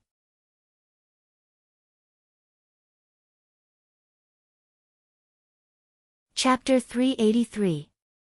There were all kinds of strange constitutions in the cultivation world. For example, people with a poison constitution. Every strand of hair on their bodies was filled with poison, and they could easily injure or even kill people through skin contact. Flowers and trees would wither wherever they passed. Another example was people with a cold constitution. These people were born with extremely cold constitutions, and they didn't even feel the slightest thing when their bodies were being roasted by fire. However, This was the first time Loopy Toad had seen someone with a constitution like Wei Ji's, who wasn't afraid of being electrocuted. Looking at this scene, Loopy Toad pondered in its heart. Based on this alone, Wei Ji could be considered to have met the Society of Saints' exceptionally gifted recruitment requirements. This constitution was simply the bane of cultivators who used lightning-type spells. Loopy Toad just didn't know what the limit of Wei Ji's endurance was. If he could really be completely immune to lightning tribulations and not even fear them, that would be really awesome. Loopy Toad pondered in its heart. At that moment, the battle was still going on. Wei Ji gripped the taser and exerted a little force, and this magic treasure directly turned into a pile of powder with a bang. Wei Ji indeed had strength, and he wasn't weak. Judging from his aura, he was only at the golden core stage, but Loopy Toad was sure that Wei Ji was definitely hiding his strength. On the way to the apartment earlier, that level of body movement wasn't something that a golden core cultivator could display. But his opponents were 5 golden core cultivators, so it actually wouldn't be easy for them to fight as a group.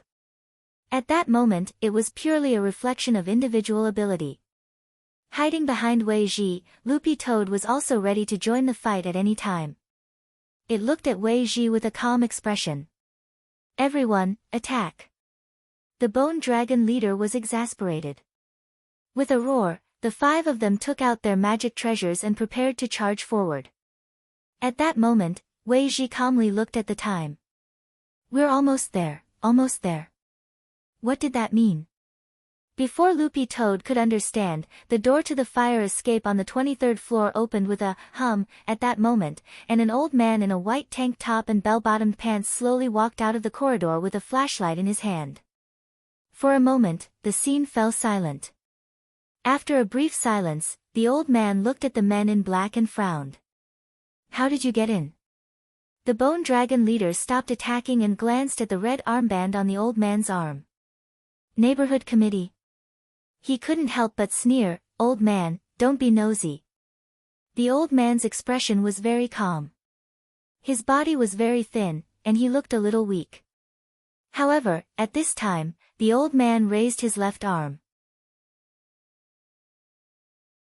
Suddenly, a domineering aura spread out from his body, and a dazzling saber light lit up. At this moment, the expressions of the 5 black-robed men changed greatly. It was as if they were not looking at a human's left arm, but a divine weapon that could destroy the world and split the heavens and earth. Loopy Toad's expression also changed dramatically. This old grandpa's identity wasn't simple, he was too strong. And it was ridiculously strong. The intense pressure caused everyone's skin to tremble. Under such a strong aura, Wei Ji scratched his head and said weakly, "Uncle Jiang, please have mercy. I still have to interrogate these 5 people." The old man grunted softly, and the light on his left arm disappeared almost instantly. He turned his hand over and pressed it down. Like cockroaches, the 5 men were instantly stuck to the ground, unable to move at all. The ground sank slightly to form 5 human-shaped pits.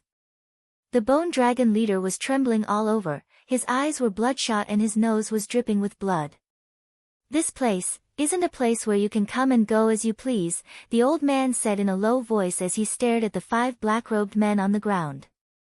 Then, he looked at Wei Ji. "You calculated that I would come at this time, so you deliberately brought them to the apartment, right?" "How could I?" "Uncle Jiang." Wei Ji smiled awkwardly, his expression non-committal. "Asking me to be your fighter, you've got guts." The old man snorted. Then, with a slight shake of his feet, a small wave of air rushed out and swept the 5 black-robed men away, opening up a path. "Wei Ji, Uncle Jiang." The old man glared at Wei Ji. "What are you standing there for? Get out of the way, I'm going in to read the water meter." The look made Wei Ji shiver. "Okay, Uncle Jiang." When they entered, Uncle Jiang also saw Loopy Toad, and he couldn't help raising his eyebrows. "Did you raise this dog?" "Loopy Toad, Wei Ji, it's a friend's." Uncle Jiang stared at Loopy Toad for a while. Although Loopy Toad didn't feel any spiritual senses or aura sweep over it, the look in his eyes made all its fur stand on end. Too scary, just one look could be so intimidating. What's the saying again? Every now and then, Uncle Jiang would say, ugly skins are all the same, but interesting souls are one in a million. These words had a profound meaning, and Loopy Toad shuddered with fear and trepidation. This old man was really terrifying. What do you mean? Uncle Jiang? Wei Ji rubbed his head. Go figure it out yourself. But your friend's dog is indeed quite interesting. Uncle Jiang chuckled and went inside to read the water meter with his hands behind his back. It was obvious that this wasn't the old man's first time here, and he was clearly very familiar with the structure of Wei Ji's house. About 5 minutes later, the old man came out of the kitchen. When he returned to the door, he found that Wei Ji had already tied up the 5 men in black. With his hands behind his back, the old man had a very relaxed expression on his face. I'll leave these 5 people to you to interrogate. I still have to go to the next house to read the water meter. Okay, Uncle Jiang. Have a safe trip, Uncle Jiang. Wei Ji saluted at the door and bowed. It wasn't until the old man left through the fire escape with his hands behind his back that Wei Ji heaved a huge sigh of relief. Ah, that was close. Uncle Jiang is still as good as ever. I almost fainted when I saw that aura just now. Wei Ji couldn't help sighing. This senior is? Loopy Toad was very curious. Have you heard of Jiang Lei? Wei Ji said. Loopy Toad was stunned. This was one of the 10 founding generals of Huaxiao Nation, like General Yi, Secretary Dakang, and Minister Shi. That old man just now had actually been Marshal Jiang. Wei Ji, when the gate between worlds first opened back then, Uncle Jiang was very awe-inspiring. When the first Demon King fell, Uncle Jiang rushed up alone, and then used his scissor legs to crush the Demon King's head. Loopy Toad, Wei Ji, now Uncle Jiang can be considered to have retired with honor. Also, the land for this family apartment is Uncle Jiang's, and it was Uncle Jiang who built this building himself back then. In modern terms, Uncle Jiang's current status should be building owner.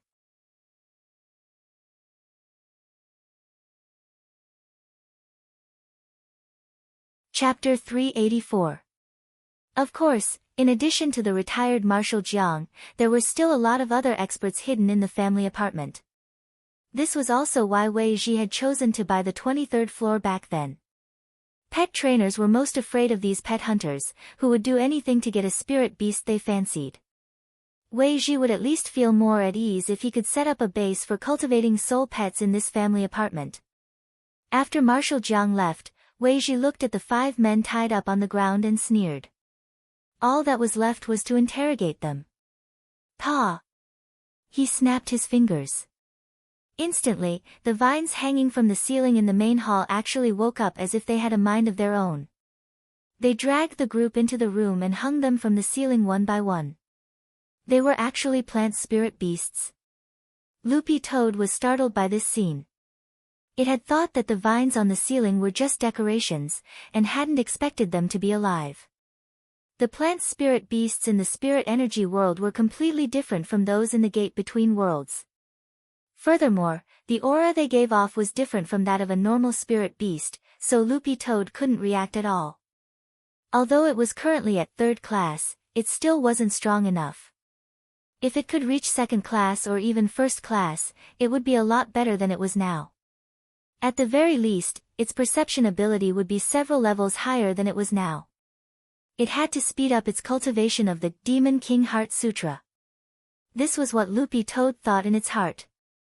Inside the room, Wei Ji hung the men high from the ceiling. The Bone Dragon Man, who was the leader, had received the worst treatment as he hung upside down.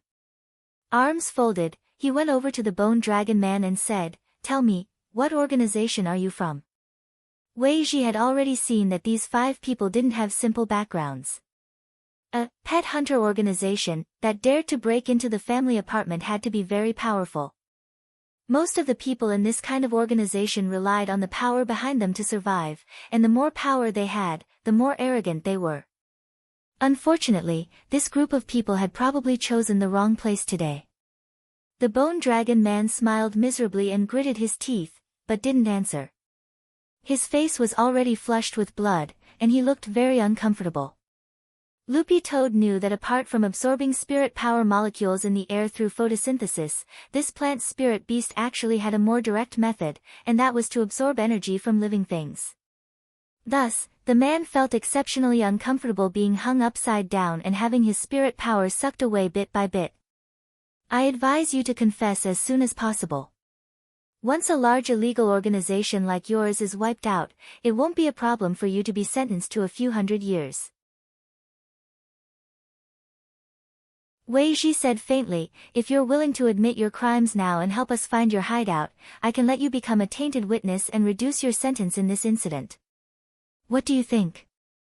These words caused the group of men in black to break out in a cold sweat, especially the Bone Dragon Man. Fine beads of sweat had already appeared on his almost bloodshot face. He knew that Wei Ji wasn't joking. Based on the fact that the organization had captured several state-protected spirit beasts, it wouldn't be too much to sentence him to a few hundred years in prison. After all, in this day and age, people could be arrested and sentenced to 9 years in prison for stealing bird eggs, but Wei Ji also knew that his words were just a reminder, not a warning or a threat. Since they had already chosen to engage in this illegal business back then, both the Bone Dragon Man and the men in black behind him were well aware of the legal responsibility they had to bear. It was like how some celebrities clearly knew that taking drugs was wrong, but still insisted on doing so in search of so-called inspiration. Some live streamers were clearly very popular, but still insisted on using cheats to show off their skills. They knew they couldn't do it, but still did it. It wasn't easy to get these people to give in. I'll give you 5 minutes. This is your last chance. Wei Ji stared at the ancient dragon man with a very serious expression on his face. 5 minutes passed, and the Bone Dragon Man gritted his teeth and still refused to give in. Time's up. Wei Ji was right on time. He had already given the man a chance to repent and admit his guilt, but unfortunately, the man didn't cherish it. 2 butterfly. At that moment, Wei Ji called out softly. Loopy Toad. Wei Ji grinned. My pushing large butterfly actually never had a nickname, so I just gave it one. This name symbolizes the friendship between me and Brother Dog. Loopy Toad was startled. You're actually called 2 butterfly. Why don't you call yourself 2 springs reflecting the moon? Hearing Wei Ji's call, the pushing large butterfly that had been perched on the flower slowly flew over and scattered a pile of shiny powder on top of the Bone Dragon Man's head. Loopy Toad, what's this? Wei Ji replied, hallucinogenic powder. The Bone Dragon Man's face instantly turned unsightly. He hadn't expected Wei Ji to actually have this trick up his sleeve. I originally didn't want to use this trick. After all, the hallucinogenic powder's side effects aren't small. But I've already given him a chance. Wei Ji sighed. As he said this, Loopy Toad saw the Bone Dragon Man's pupils gradually begin to slacken as they were stained with a faint layer of red. This was a symptom of the hallucinogenic powder taking effect. Wei Ji stared at the man. What is your organization? The Bone Dragon Man replied, Demon. Demon Hunters Association. Wei Ji, how many core members are there? The Bone Dragon Man, hundreds of core cadres. Both Wei Ji and Loopy Toad were taken aback by this answer. Hundreds of core cadres? That organization had at least thousands, or even tens of thousands of members. Although pet trainers guilds from all over the country had worked with the police to crack down on a lot of illegal pet hunter organizations over the years, the largest number of people had been just over 100. Compared with this organization with hundreds of core cadres, they were just small fry. This time, they had really caught a big fish. Elsewhere, Wang Ling looked at the time when he got home from school. It was already 5:00 in the evening, but Loopy Toad still hadn't come back. For some reason, Wang Ling's heart felt empty. Logically speaking, no matter how late the appraisal center was, the test would usually be done in 3 or 4 hours. Wang Ling knew that Loopy Toad had gone in the morning, and it was actually a little unusual for it to still not be back at this time. The old man looked at the time and was a little worried. Ling Ling. Did Loopy Toad get lost?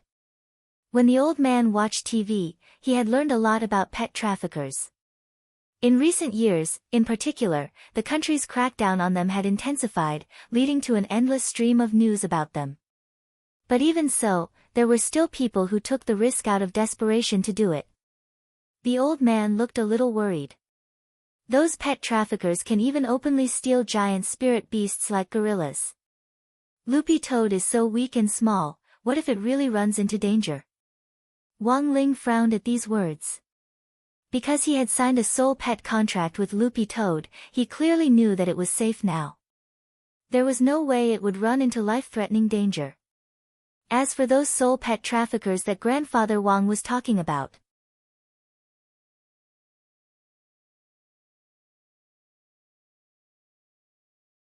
Chapter 385. On Wei Ji's side, after the interrogation, he used the apartment phone to call his friend. This friend lived on the 17th floor of the apartment building, and could easily contact every resident in the apartment building using the cornet function available in every household in the building. It could be said that there was no gap between neighbors. But the fact that he could directly find someone through the apartment's cornet proved that Wei Ji and this friend of his had an extraordinary level of intimacy. About 3 minutes after the call was made, a burly man who was wrapped up very tightly and wore sunglasses came upstairs. Although his clothes were a little strange, he was very strong. After the man entered, he swept his eyes over the men in black who were tied up tightly, and a rough voice came through the man's mask. Just these few people. Thank you for the trouble. Wei Ji smiled. Then, the burly man tacitly tied the 5 of them together and directly dragged them away with a rope. Loopy Toad, this is. Wei Ji said, little gang. Loopy Toad, Wei Ji, I have a good brother, a retired captain of the criminal police force. He's still in touch with his old unit. It's definitely no problem for him to deal with this group of men. Loopy Toad, do you have a sister called Little Xia? Wei Ji was taken aback. How did you know? Loopy Toad, in a small district on the edge of Songhai City, this was a small town that was almost neglected. This was where the Demon Hunters Association's base of operations was set up. When Wei Ji brought Loopy Toad here, the faint smell of blood permeated the air, and both man and dog couldn't help frowning. In order to prevent Loopy Toad from being exposed, Wei Ji changed into a large travel bag for Loopy Toad to hide in. Even though it was hiding in the leather smell of the bag, Loopy Toad could still smell the blood in the air. This was spirit beast blood, there was no doubt about it. This was just a small town, but the Demon Hunters Association had clearly made full use of it to become a true slaughterhouse for spirit beasts. After discussing it with Loopy Toad, Wei Ji's plan was to first sneak in and figure out what was going on, and then look for an opportunity to get rid of this group of people in one go. Wei Ji walked down the street with a large bag on his back. On the surface, the entire street looked very clean and tidy, without any signs of heresy. However, the smell in the air couldn't be concealed. Ordinary cultivators might not be able to smell it, but for a professional pet trainer like Wei Ji who was especially sensitive to auras, this smell was really too stimulating. Wei Ji walked to a random shop. This shop sold buns, but Wei Ji could tell that something was wrong with the meat in the buns. The shop owner was a fatty who weighed at least 150 kilograms. When he moved his body, the ground seemed to tremble. This unfamiliar brother, do you want some buns? The boss opened the steamer basket and looked at Wei Ji. Wei Ji pretended to be calm as he exhaled and said, I have the goods. The boss glanced at Wei Ji. The Heavenly King covers the Earth Tiger. The pagoda suppresses the river demon. Wei Ji quickly replied. The boss said again, crispy skin roast duck is good. Wei Ji, sweet and sour pork. Loopy Toad, this was a secret code of the Demon Hunters Association, which Wei Ji had specially asked during the interrogation. After matching the code, the fat boss then turned off the fire in the steamer basket and looked at Wei Ji with a smile on his face. He stood to one side and made an inviting gesture. "This brother, please come in."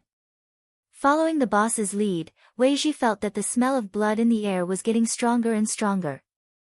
Through a secret passage in the bun shop, Wei Ji came to a hidden back street, and the scene in front of him was shocking. This was the true face of the town. The walls on both sides of the back street were piled high, and there were only a few pet dealers hawking their wares along both sides of the street. The entire street was filled with the stench of blood.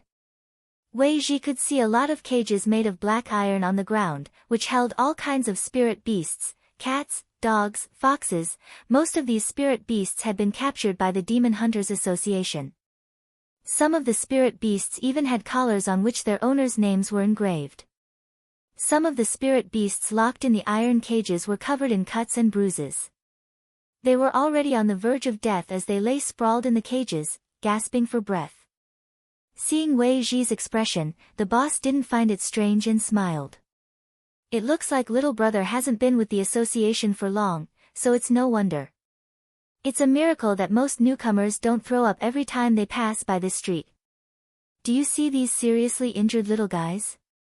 The boss pointed to the injured spirit beasts locked in cages on the side of the road. "These guys are injured because they refuse to break their contracts." Wei Ji didn't say anything and just listened as the boss went on. "Although there's a barrier here, the spirit beasts' contracts are cancelled when they're sent here because they're worried that their owners will find them." The boss chuckled. "But considering that some spirit beasts are extremely loyal and unwilling to cancel their contracts, they can only be forcibly cancelled. That's why they're seriously injured." Wei Ji tried his best to make his voice sound less shaky. "Under normal circumstances, only spirit beasts that are on the verge of death can be easily broken by a third party." The boss spoke very casually. "Those with pure bloodlines will be treated. As for the ones with lower grades..." At this point, the boss turned his hand and pointed at the previous bun shop. "They're all sent to my shop." As he spoke, the boss of the bun shop led Wei Ji into the depths of the back street. Wei Ji found that the spirit beasts caught here were divided according to their grades. The spirit beasts at the end of the street weren't actually of high grades, but as they went deeper, Wei Ji found quite a few spirit beasts that were protected by the state. These spirit beasts were locked in exquisite cages. Their eyes were lifeless, as if they had been fed something like an obedience potion. They were completely obedient to the seller's requests. Finally, the boss stopped in front of a wooden house. "New brother, I've led you here. The person you're looking for is in this house." Wei Ji nodded and walked straight in with the big bag on his back. There weren't many people in the wooden house, but they all had the mark of the Demon Hunters Association on them. Judging from their auras alone, these people were probably core members of the Demon Hunters Association. This wasn't a formal trading place, but a tea room, which was probably specially used for business discussions. After looking around for a while, a man who looked to be in his 50s asked Wei Ji, "Little brother, are you here to buy or sell?" The man was wearing a black apron and had a cigarette in each of his ears. He looked like a butcher. "I want to sell a spirit dog." Wei Ji narrowed his eyes, found a place to sit down, and then put the large travel bag on his lap. This group of people had a very keen sense of smell. From the moment Wei Ji entered the door, their eyes had been glued to the travel bag. "Oh. What breed?" "Akita."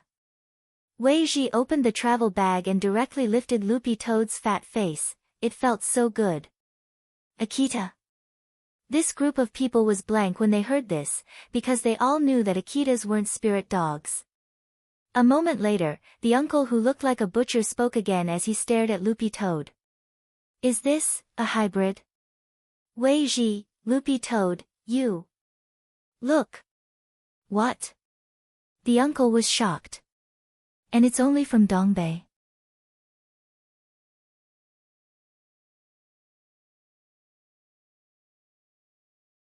Chapter 386. This dog can actually talk. Just like everyone else who had heard Loopy Toad speak, the group of people in the room also had astonished looks on their faces. Uncle Zwa. Is this dog at second class? A very thin young man lit a cigarette for the butcher uncle. The uncle immediately shook his head. This dog definitely isn't at second class. Wei Ji and Loopy Toad scanned everyone's strength. This butcher uncle was only at the middle golden core stage, but it was very clear that realm didn't mean everything in the Demon Hunters Association.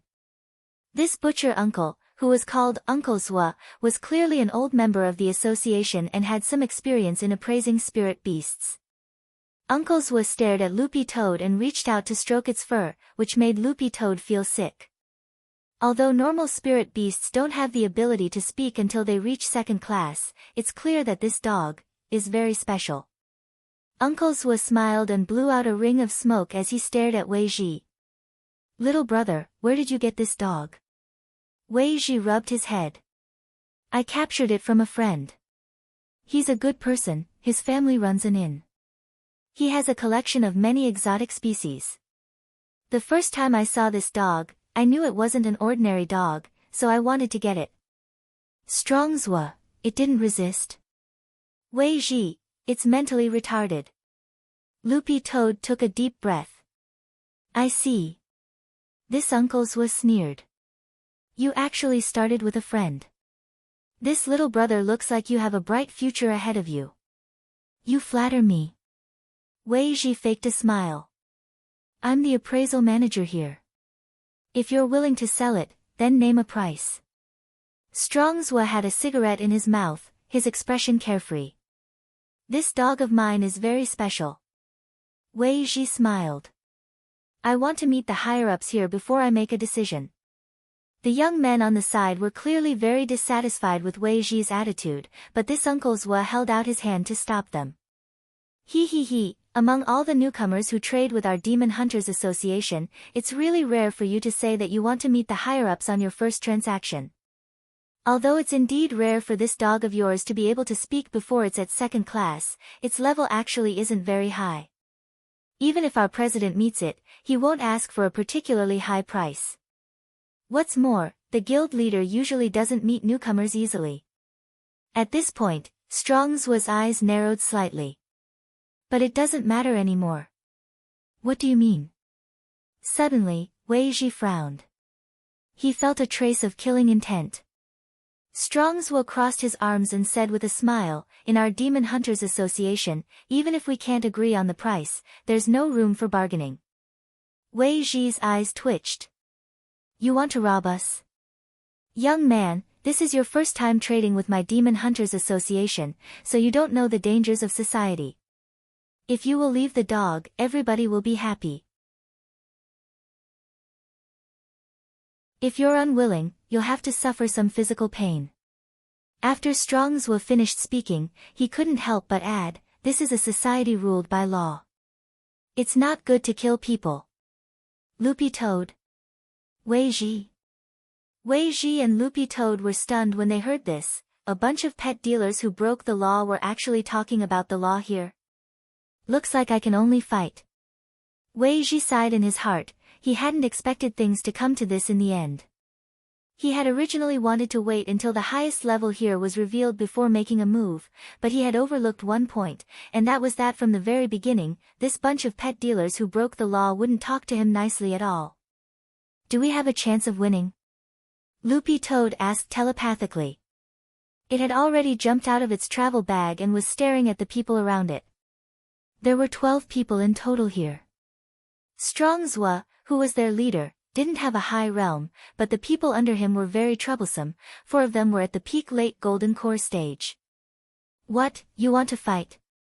Strong Zwa stared at Wei Ji and sneered. Our Demon Hunters Association doesn't lack people. The 12 of us can be considered experts in the association. If you want to fight here, you won't be able to get away with it. It's fine. Wei Ji waved his hand lightly. I originally wanted to wait for your president to come out, and then get rid of you all in one go. It's just 12 golden core cultivators. Seeing this, Loopy Toad felt reassured, this Wei Ji was indeed an expert. After all, the body technique he had displayed back then didn't belong to this realm at all, and his aura was unfathomable. He was definitely someone who had hidden his realm. To be so calm in the face of 12 golden core cultivators, it was clear that he was very confident in his realm. At this point, Strong Zhuo began to realize that Wei Ji's identity wasn't simple, and he stared at him with a burning gaze. Who on earth are you? At this point, Wei Ji had nothing to hide, and simply took out his pet trainer medal. Pet trainer? Everyone in the room was shocked. Strong Zhuo stared at Wei Ji and grit his teeth. You're a spy. Wei Ji fiddled with his cap and chuckled. When I entered the back street just now, I already sent out the coordinates of this place. I believe a large number of police will be here soon. Hearing this, Strong Zhuo and the others were already gloomy and couldn't take it anymore. Catch them. Brat, since you're courting death, don't blame us. Reckless thing. Instantly, 3 golden core cultivators stretched out their hands at the same time to press down on Wei Ji. This was the grappling hand, which wasn't a high-level technique, but with 3 golden core cultivators attacking at the same time, the wind pressure and power created were extraordinary. The 3 people flanked Wei Ji from different directions, and the grappling hand formed a solid triangular shackle in the air. Once someone of the same realm was restrained, it would be very difficult for them to break free. Loopy Toad knew that now was the time for Wei Ji to show his true strength. Insignificant skill. Wei Ji snorted, and his familiar body technique appeared in front of Loopy Toad once again. The instant the 3 people flanked him, he slid at a strange angle to avoid them. Good positioning. On the side, Loopy Toad couldn't help sighing at this scene. But gradually, Loopy Toad noticed a clue. It realized that Wei Ji seemed to be dodging all this time, and didn't really intend to make a move. What was going on? Was he still not going to make a move? Although positioning was indeed very flashy, it was impossible to rely on positioning alone to win in a fight. Just as Loopy Toad was wondering what Wei Ji was going to do next, it saw Wei Ji dodge their attacks and cry for help. Brother dog. Why are you just watching? Help me. Loopy Toad. Wei Ji transmitted his voice anxiously. Positioning is my only skill. Loopy Toad.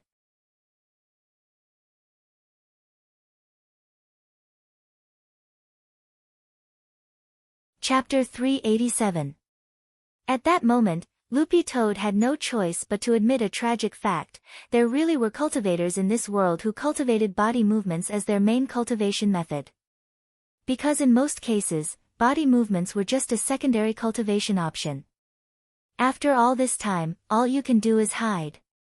Wei Ji explained, pet trainers rely on their soul pets to fight, and the most important thing for a master is to protect himself while commanding the battle. Thus, my family taught me from a young age to play it safe.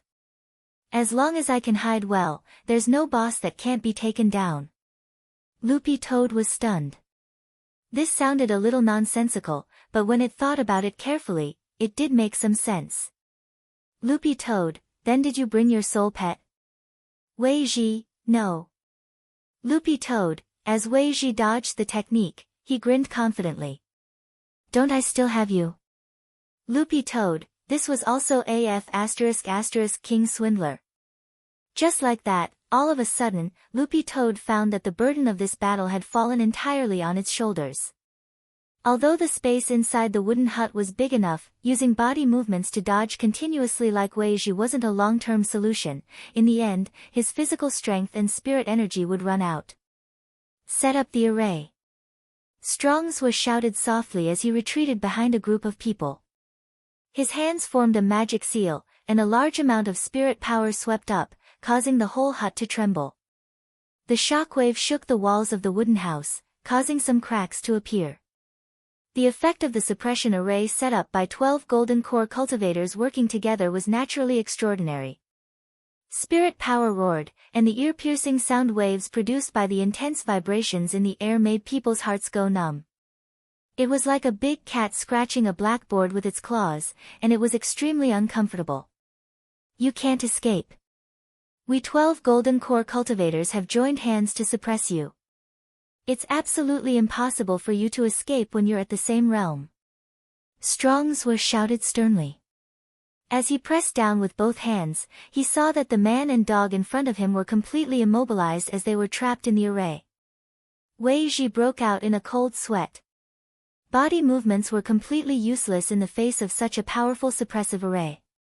Loopy Toad narrowed its eyes. Given the current situation, where they lacked the advantage in numbers and the disparity in combat strength, there was only one way left. In the last clause of the Soul Pet contract, there was an additional option: the master could use the power of the contract to cast a support spell on the battle pet. As long as the power of the contract existed, the battle pet could be long-range, regardless of distance. This was the trump card that Loopy Toad had thought of from the very beginning, but it didn't want to use it. As a demon king, Loopy Toad had the arrogance of a demon king. Loopy Toad had initially thought that Wei Ji was strong enough to wipe out this group of golden core cultivators.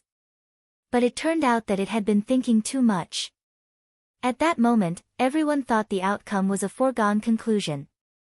Strong's was sneered as he stared at Loopy Toad. Your fur may look strange, but your flesh is very sturdy. If we make you into buns later, they might taste very good. Inside the array, Wei Ji seemed to be completely suppressed, but in fact that wasn't the case. As a professional pet trainer, self-preservation was the most important thing, and it wasn't that he didn't have a way to escape. But Wei Ji wanted to know what was truly strange about Loopy Toad. Then, to everyone's surprise, Loopy Toad suddenly raised its dog head with a mocking expression. Do you really think I can't beat you? The 12 golden core cultivators looked at each other, stunned. It was just a mongrel spirit dog with a body full of green fur and shouting in front of everyone. Just thinking about this scene was comical.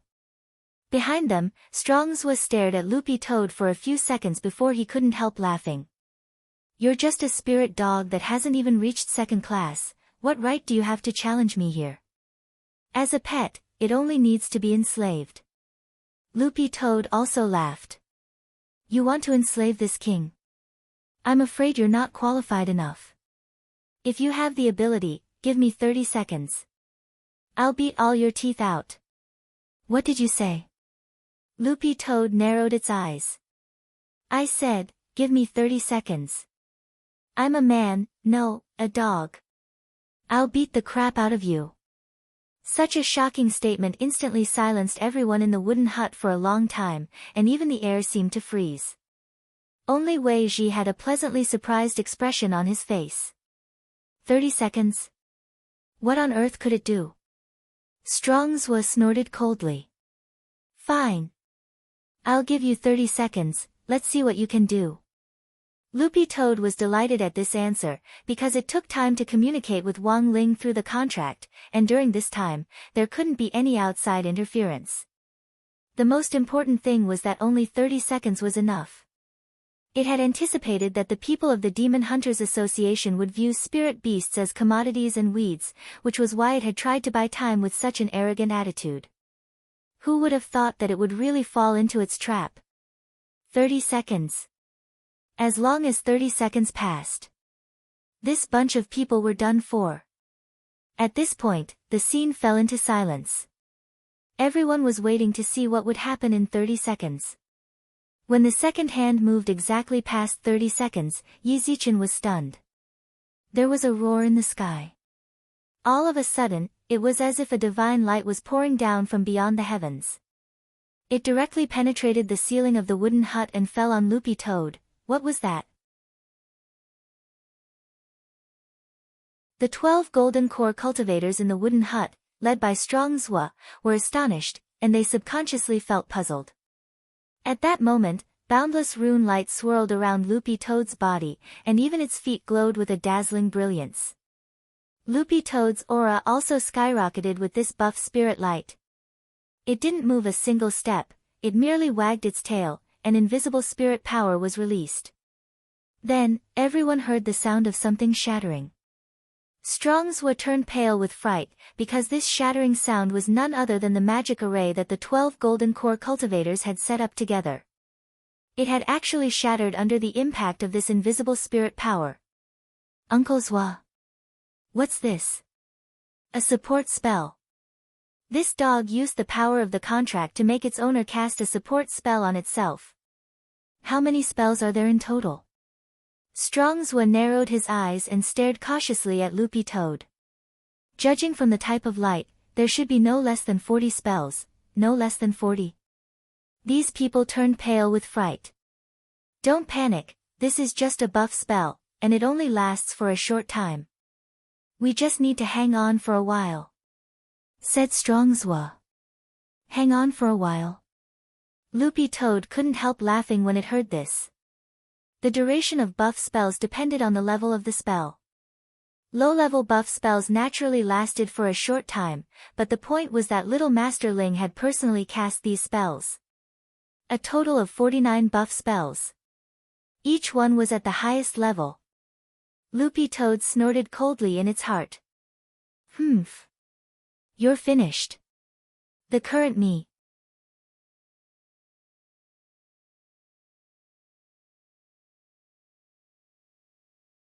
Chapter 388.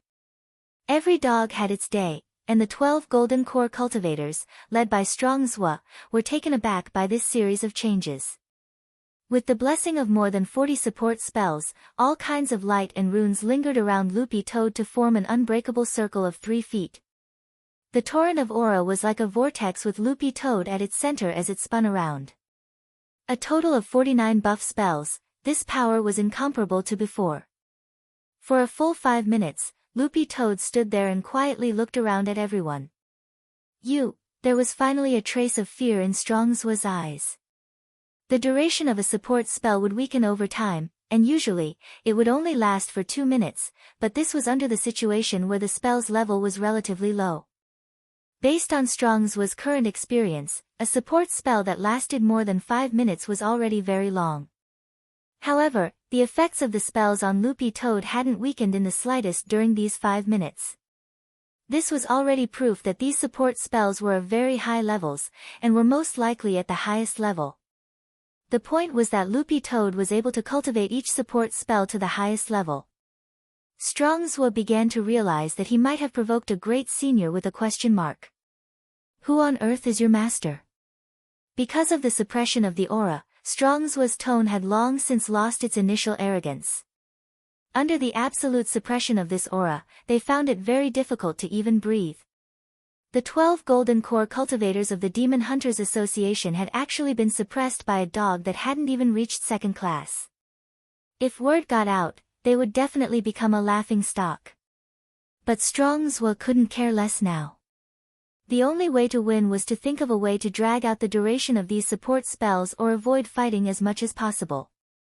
Everyone, transfer all the spiritual energy in your body to my mystery umbrella. Let's fight together. Standing at the front, Strongswa raised his hand, and a giant umbrella actually appeared in it. The 12 golden core cultivators worked together, and spirit light burst forth from the umbrella, forming a solid light film. But very quickly, this light directly disappeared. What's going on? Strongswa was aghast to find that a layer of frost had actually formed on the surface of his umbrella. This was the aura freezing spell.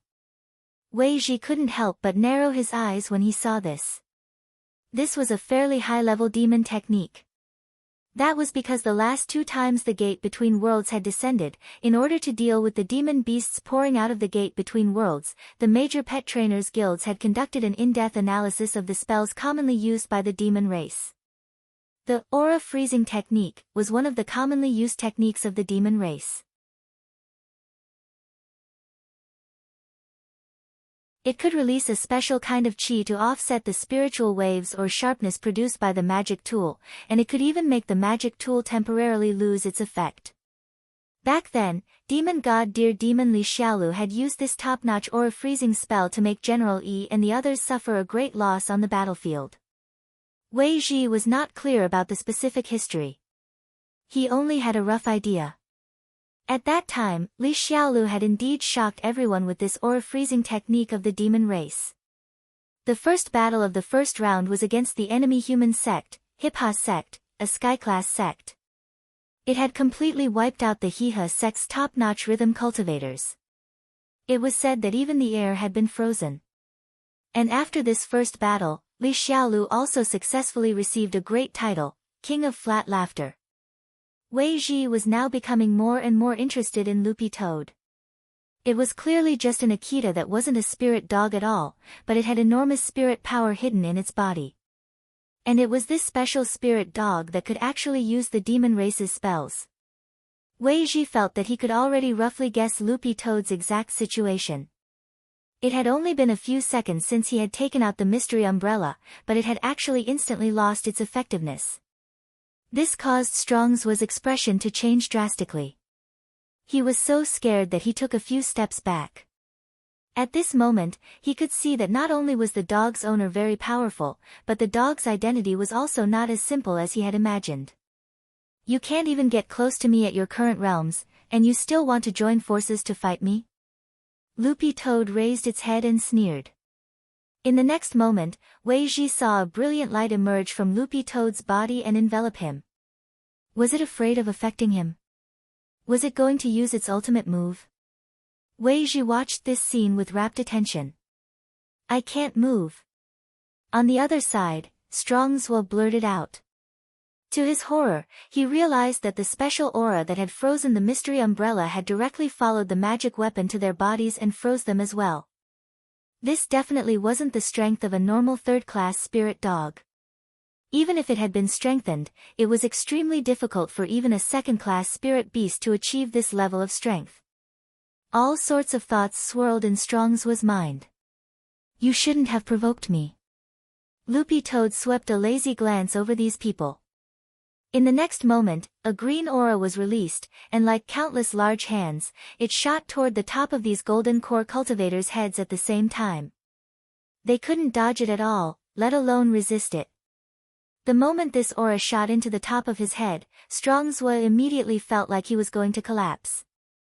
Was this a weakening spell? No, it didn't seem that simple. Roughly 10 seconds later, 12 golden core cultivators crashed to the ground at the same time. Butcher Uncle Strong's who was their leader, stretched out his hands miserably. Senior dog, spare me. I was wrong. Loopy Toad was very unperturbed and completely ignored the screams. After a full minute, the invisible aura hand that had connected the 12 golden core cultivators to the top of their heads was finally pulled away. These golden core cultivators weren't dead, but their auras were extremely weak. The most important thing was that their faces were very unsightly, as if their essence had been stolen.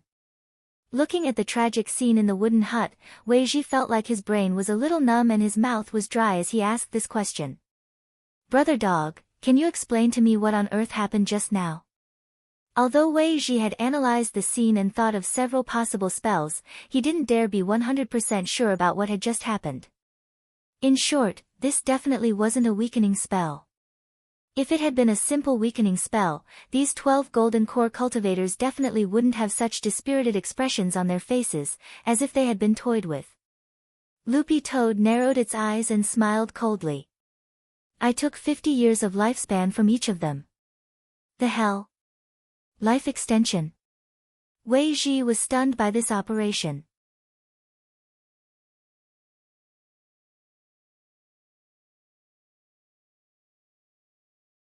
Chapter 389. The 12 golden core cultivators in the wooden house were part of the core members of the Demon Hunters Association in the backstreet. But at this stage, the Demon Hunters Association still hadn't been fundamentally resolved, because the organization's leader had yet to be caught. Wei Ji and Loopy Toad's original plan had been to wipe out all the core members of the organization in one fell swoop, but they had overlooked how cunning this group of pet dealers was. Furthermore, the violent sounds of the battle in the wooden house, as well as the screams of the Demon Hunters Association core members as they fell to the ground, had already attracted the attention of a lot of people in the backstreet. Sensing that the situation wasn't good, some of the pet dealers were already planning to pack up and run, but unfortunately, Weiji had already made full preparations. Loopy Toad looked out the broken window. Even in the back street, it could already hear the loud sound of police sirens outside. Weiji had called the police earlier, and this seemingly peaceful town had already been heavily surrounded by the police. A lot of SWAT officers had already penetrated the back street with explosion-proof magic shields. This was probably the biggest case of spirit beast trafficking this year. Although the organization's leader hadn't been caught and some of its core members were still on the run, Loopy Toad felt that they wouldn't be able to run for long. But Loopy Toad was now facing a new problem, and that was how to get out of here. There were a lot of people and eyes in this situation, and its fur was too conspicuous. If the SWAT officers penetrating the back street found the wooden house and saw the 12 golden core cultivators on the ground, Loopy Toad reckoned that it would be in the headlines tomorrow. Just as it was thinking about how to leave, Loopy Toad suddenly smelled a familiar aura in the crowd. Roughly 2 or 3 minutes later, Loopy Toad saw a familiar figure. Odd Jua had arrived. As usual, Odd Jua was still dressed in a 3-piece suit with swept-back hair, the standard attire of a society elite. "Is this your friend?" When Wei Ji saw Odd Jua, his gaze also shook. He felt that this person was a little familiar, but he couldn't quite put his finger on it. But when he saw the logo of the General Administration of 100 Schools on Odd Jua's chest, Wei Ji instantly remembered, wasn't this the leader who had been in the limelight recently? The youngest General Administration of 100 Schools in history. The person who had shot to fame back then when he had killed a demon king remotely. Speaking of which, Wei Ji felt that this person was a little strange. It seemed that he had been involved in every major incident recently. It was really too strange. When Odd Jua arrived, he was carrying a travel bag on his back, which had clearly been specially prepared for Loopy Toad. "Shifu asked me to pick you up." As soon as he entered the wooden hut, Odd Jua straightaway opened his travel bag. With just one simple sentence, Loopy Toad understood why he was here. One person and one dog had a tacit understanding. Loopy Toad didn't stand on ceremony with Odd Jua, and it directly dove into the travel bag. It sensed that someone else's aura was approaching. If someone else saw this scene, it would be very troublesome. Wei Ji, who was watching from the side, had a puzzled expression on his face. This master should be referring to Brother Dog's master, right? However, Wei Ji was truly curious about the identity of this master. To be able to become the Shifu of Odd Jua, the currently popular director of the 100 Schools Alliance, and to have such a strange dog under him. Wei Ji couldn't help but wonder about the power of this great senior behind the scenes. After all, an average person couldn't learn how to use more than 40 full-level support spells in a row. After putting Loopy Toad into the travel bag, Odd Jua finally breathed a sigh of relief. Putting the bag on his back, he stepped forward and took the initiative to shake hands with Wei Ji with a smile on his face. "You must be Comrade Wei Ji, who reported the illegal spirit beast trade this time." As soon as they shook hands, Wei Ji could already see a large number of reporters swarming in from behind. As soon as they entered the house, they started to take pictures, cameras flashing and clicking. It wasn't just Wei Ji, even Loopy Toad in the travel bag was startled by this scene. Luckily Odd Jua had arrived early. That's right. I was the one who reported it." Since he couldn't hide in the bag like Loopy Toad, he could only answer in this manner. The reporters then captured the scene of them shaking hands for more than 10 seconds.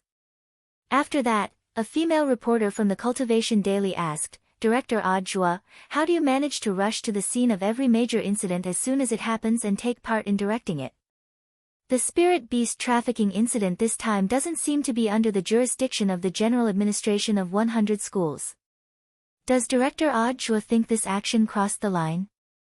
Odd Jua frowned and stared at the female reporter with a serious expression on his face. "Comrade, you're wrong. No matter when or where, as long as the people need me, I should be there." At the back, the reporters started to take notes when they heard Odd Jua's words. The female reporter who had asked the question sighed in her heart.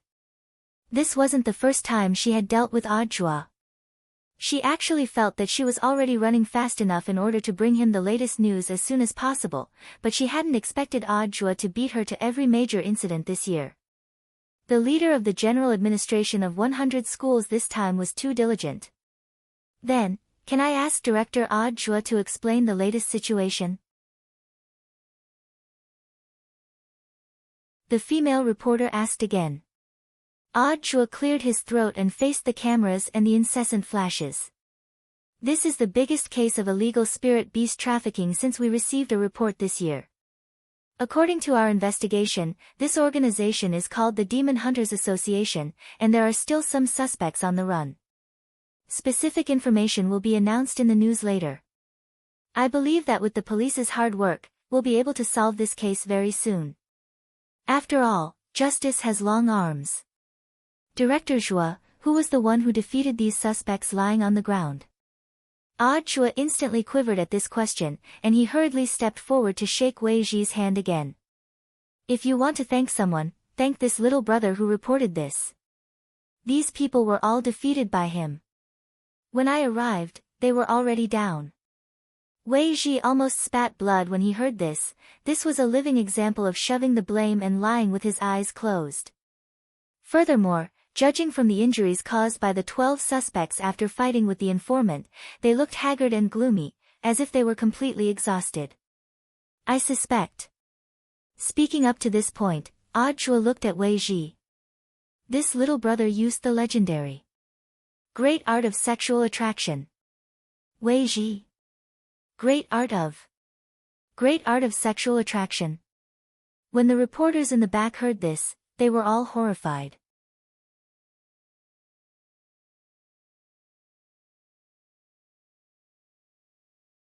Chapter 390. The night the Demon Hunters Association was exposed, the news had already spread like wildfire before the media had a chance to announce it.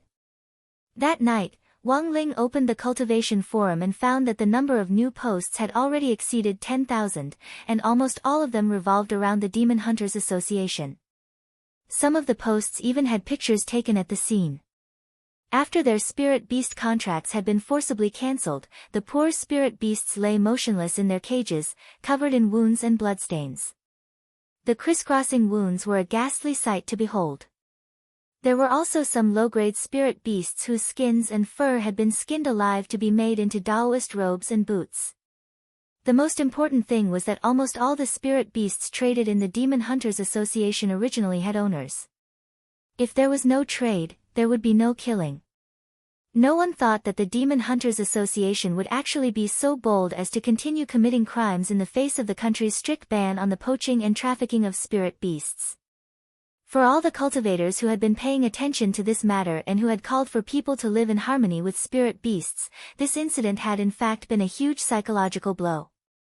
The pressure of public anger would ultimately be passed on to the task force in charge of the Demon Hunters Association case, as well as Audra, the commander. It had to be said that although the Demon Hunters Association had already been exposed, the people they had arrested were pet dealers and small fry who were involved in the trafficking of spirit beasts. Not all the core members had been arrested, and they didn't even know who the head of the organization was. Of all the core members arrested, Strong Zhua had the highest rank. According to his own confession, he had never seen the face of the head of the Demon Hunters Association, and only knew that the other party's surname was Bai. Everyone in the organization called him President Bai. Every time President Bai appeared, he was accompanied by rolling fog and water vapor. It wasn't just his face, even his figure couldn't be seen. In prison, Warden Liang had a special magic treasure which could be used to detect lies.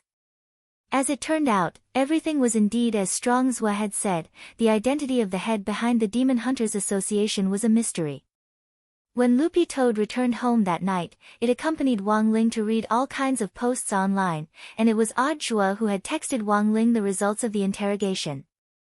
Wang Ling realized that Loopy Toad seemed to be particularly concerned about this matter. Although it had once been a demon king, when all was said and done, a demon king was also a demon beast.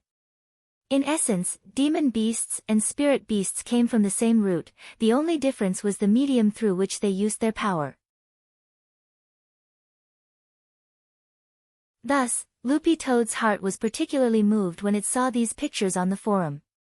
It couldn't imagine what would happen if it was caught one day and suffered this kind of treatment. Of course, with Wang Ling by its side, this would never happen.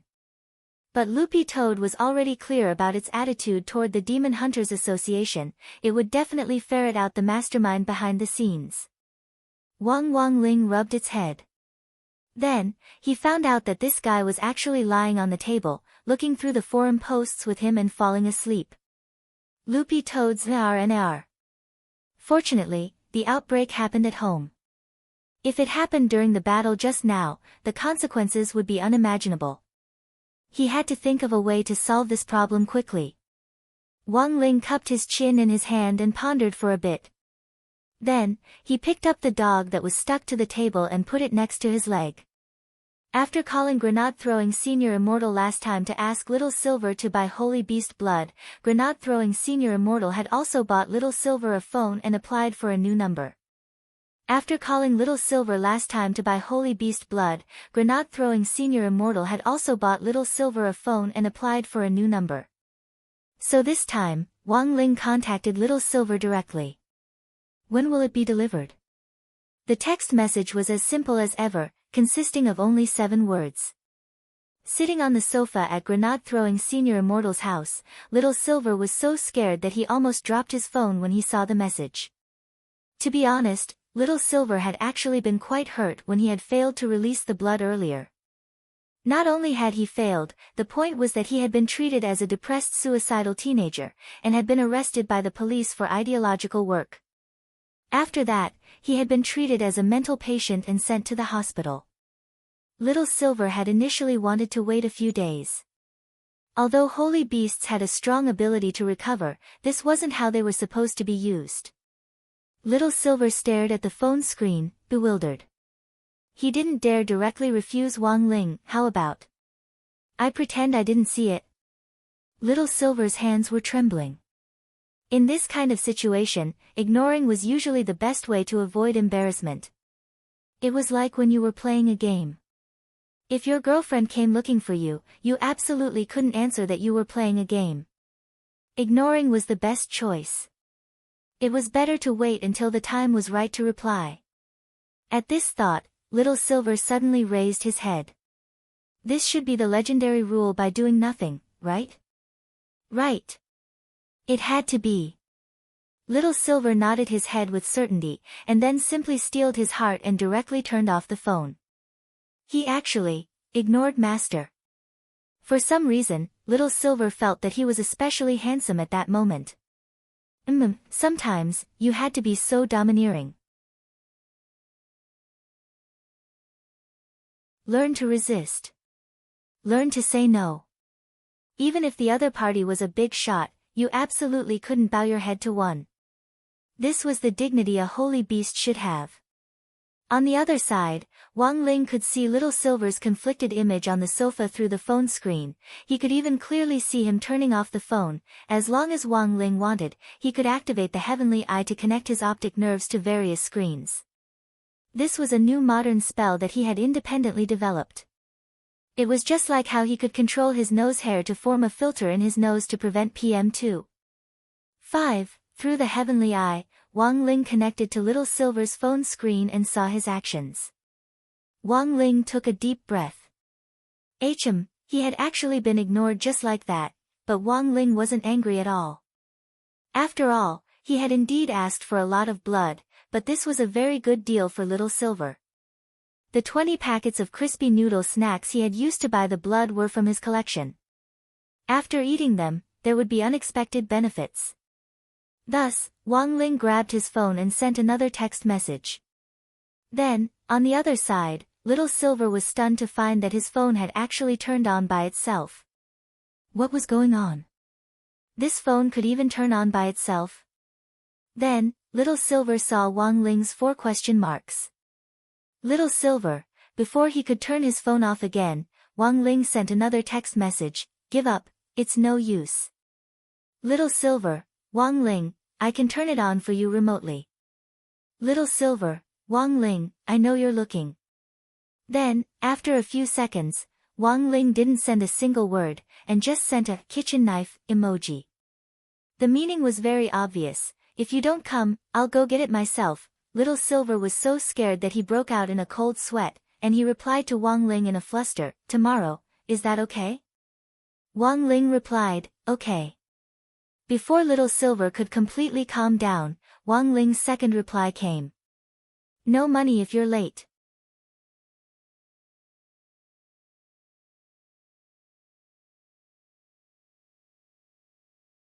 Chapter 391.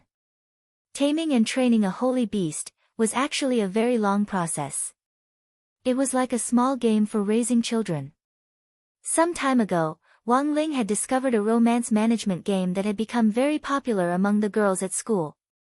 The girls jokingly called it "raising men," because one wrong step and the final outcome would be a tragedy. However, for Wang Ling, raising a holy beast on the level of a loyal dog was far simpler than raising 4 men in the phone for the girls in class. It was July 8th on Saturday in the 11th week of the semester. That morning, a young man with long silver hair appeared at the entrance of the Wang family's small villa. He wore a white shirt and a pair of skin-tight ripped jeans. Based on the set of clothes that grenade-throwing Senior Immortal had given him the last time, Little Silver had gone to the mall to buy a matching version. Grenade-throwing Senior Immortal had initially wanted to tag along, but after the Demon Hunters Association incident had come to light, the number of posts on the Cultivation Forum had skyrocketed last night. In the end, the backend had directly crashed and the server had crashed. He was now sorting out the data to maintain the server. Little Silver still remembered that before he had left, Grenade-throwing Senior Immortal had issued an official apology. "Sorry, due to technical reasons, the server has crashed. Technicians are currently doing their best to investigate. After the maintenance is over, any friends whose posts have disappeared will be compensated with a broccoli. Thank you for your cooperation. This should be the place, right?" Little Silver looked at the location that Grenade-throwing Senior Immortal had sent him. The Wang family's small villa was actually quite remote and wasn't easy to find, especially on the way here, which had been a bit of a detour. But when he arrived at the entrance of the Wang family's small villa, Little Silver's expression turned a lot more serious. Grenade-throwing Senior Immortal had always regarded this villa as a holy land, for no other reason than that according to him, there was an old senior who lived in seclusion behind the scenes who was even more terrifying than Ling Jinren. At that moment, Little Silver's heart suddenly raced as he stood at the entrance of the villa, and he was a little nervous. On one hand, he had been frightened, and on the other hand, he was still a little weak after losing 2,000 milliliters of blood last night. An old senior who was even more terrifying than Master. What kind of existence was this? Little Silver couldn't imagine it at all. All of a sudden, Little Silver felt a deep sense of powerlessness in his heart. When he was young, he had dared to directly break into a sect of 10,000 people, going in and out 7 times. But now, he had to summon up the courage to even ring the doorbell. The world had really changed.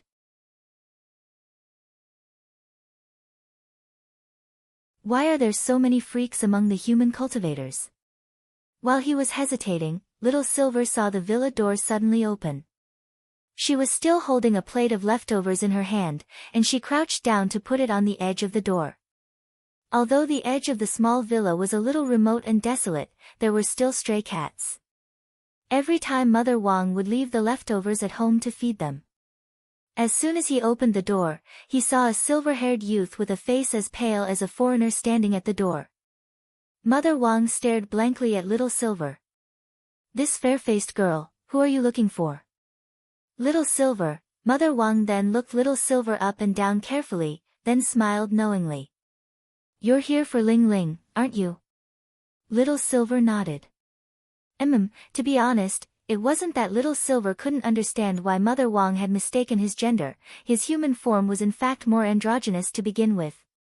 Coupled with his long silver hair, it was very easy for people to misunderstand him. Just as he was wondering whether he should explain, Mother Wang suddenly stepped forward and grabbed his hand. "There's no need to say anything, miss. Auntie understands." Little Silver, then, Mother Wang directly led him through the door with a radiant smile on her face. He had actually entered the Holy Land that grenade-throwing senior immortal had mentioned. When Mother Wang pulled him through the door, Little Silver was a little dazed. He had never expected the senior in the villa to be so easygoing.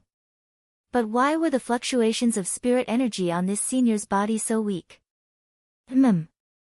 It had to be hidden. It had to be.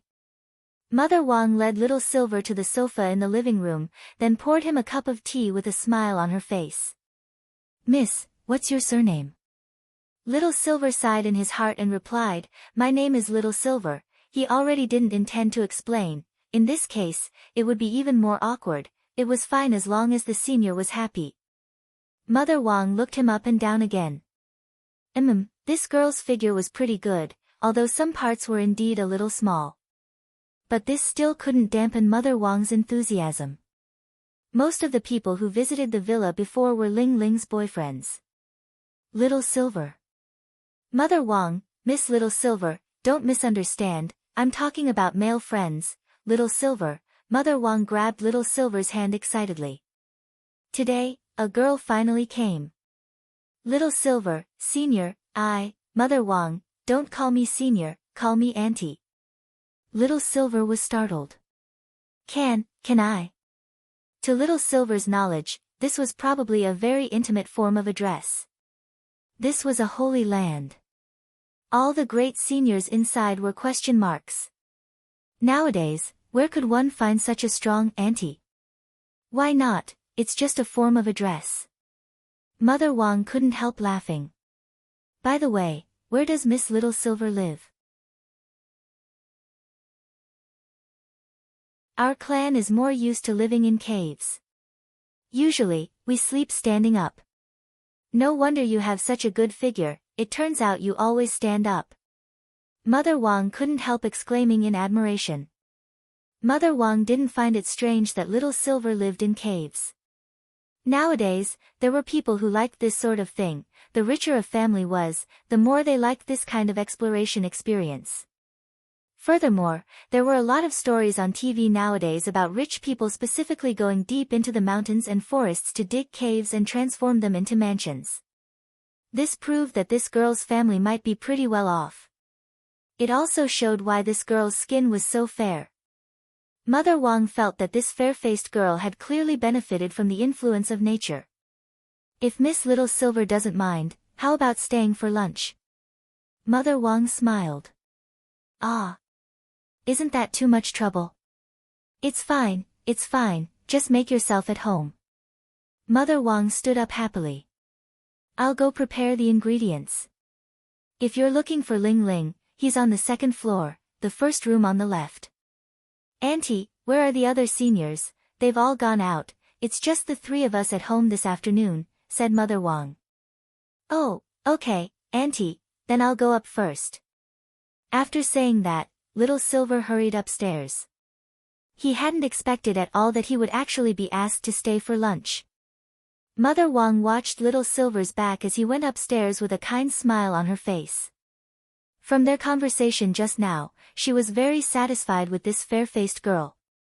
Although some parts were a little small, but when Little Silver had gone upstairs just now, Mother Wang had noticed that this fair-faced girl's butt was pretty big. Big and perky. What was the saying? A big butt is good for giving birth.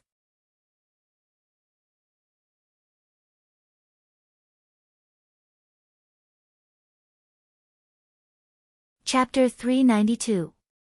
At that moment, Little Silver was sitting cross-legged on the floor of the room, looking very nervous. At that moment, Wang Ling was still reviewing his homework, and no one was to disturb him. Although Little Silver had been invited in, he was under the strict supervision of his two muscular brothers, Pen and Eraser. The transformed gremlins were actually different from humans and spirit beasts. There was a special fluctuation in their bodies, which was very difficult for ordinary cultivators to perceive. But as a holy beast, Little Silver's six senses were sharp, and he immediately knew that the two brothers sitting cross-legged behind him staring at him weren't ordinary people. Apart from this, the rest of Little Silver's attention was on Loopy Toad, who was sleeping soundly at Wang Ling's feet. He sensed that the fluctuations of spirit energy coming from this green-furred Akita weren't ordinary. All in all, after Little Silver came to Wang Ling's room and looked around, he realized that Wang Ling wasn't the only one in the room. He suddenly realized that there was not a single normal person in the room. Little Silver felt that some people might be a little ambiguous when he said this. Was Ling Zhenren not a person? Of course not. So strong. So handsome. This was clearly a god. Little Silver looked at the time. About 5 minutes after he had entered the room, Wang Ling had finished studying and closed the book. Then she turned her chair and looked at him. Did you bring it? As usual, Wang Ling asked telepathically. As usual, his voice was a little cold, but surprisingly, Little Silver thought it was a little pleasant. Little Silver waved his hand, and a red crystal appeared in his palm. This is 4,000 milliliters of holy beast blood, all of which has been condensed into a blood crystal. When Senior Ling wants to use it, just soak it in an equal amount of water.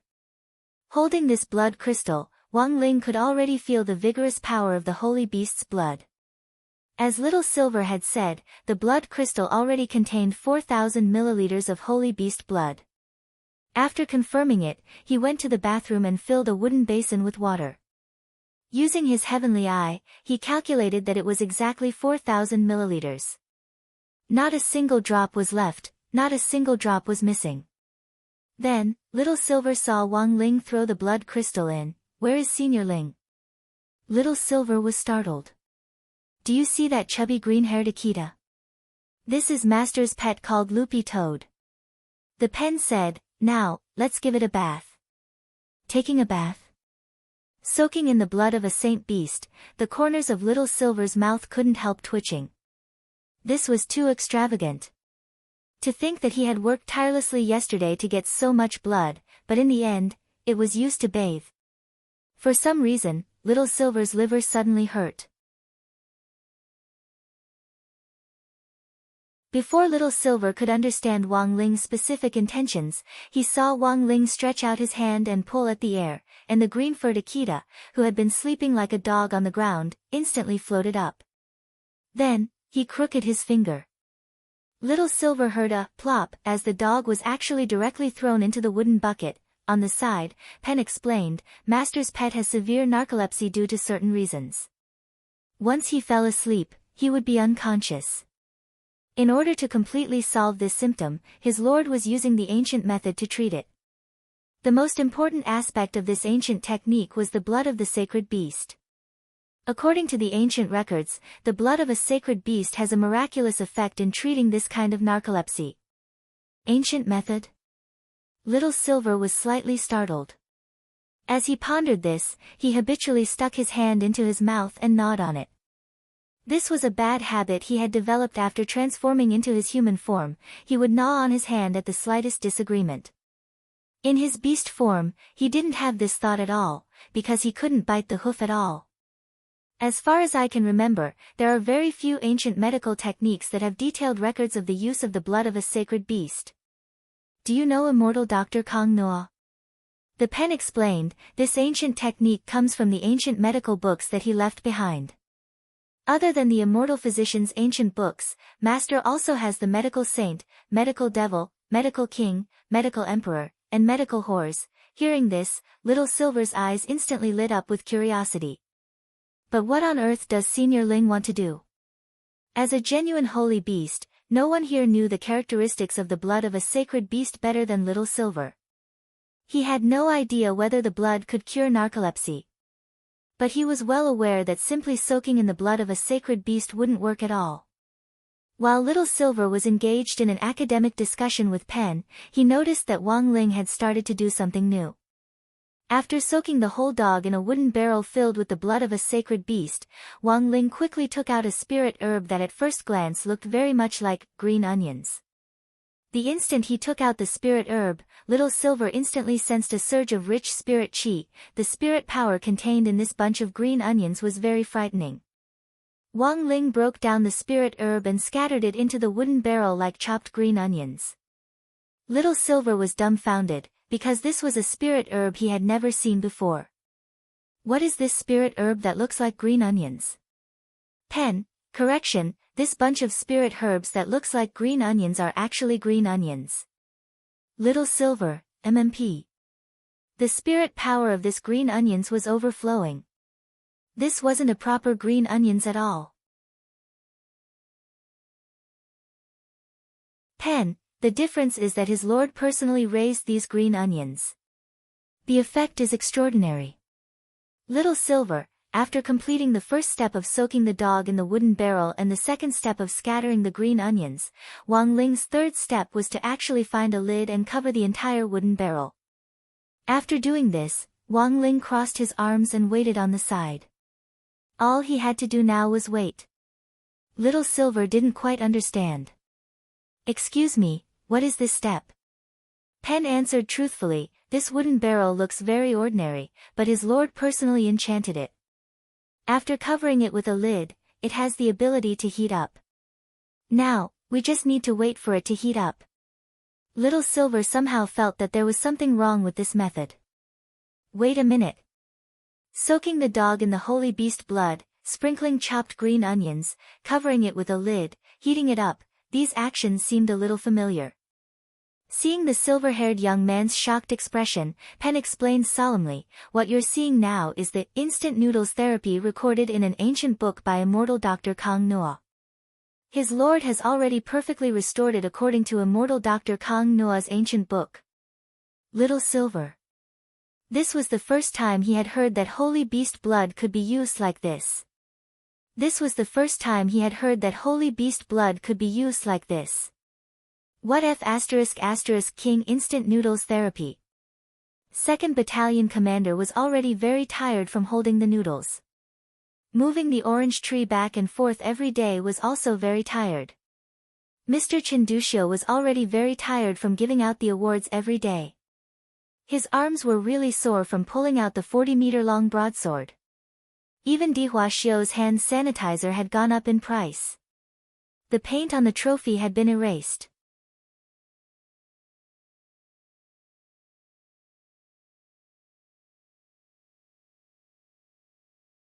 Chapter 393.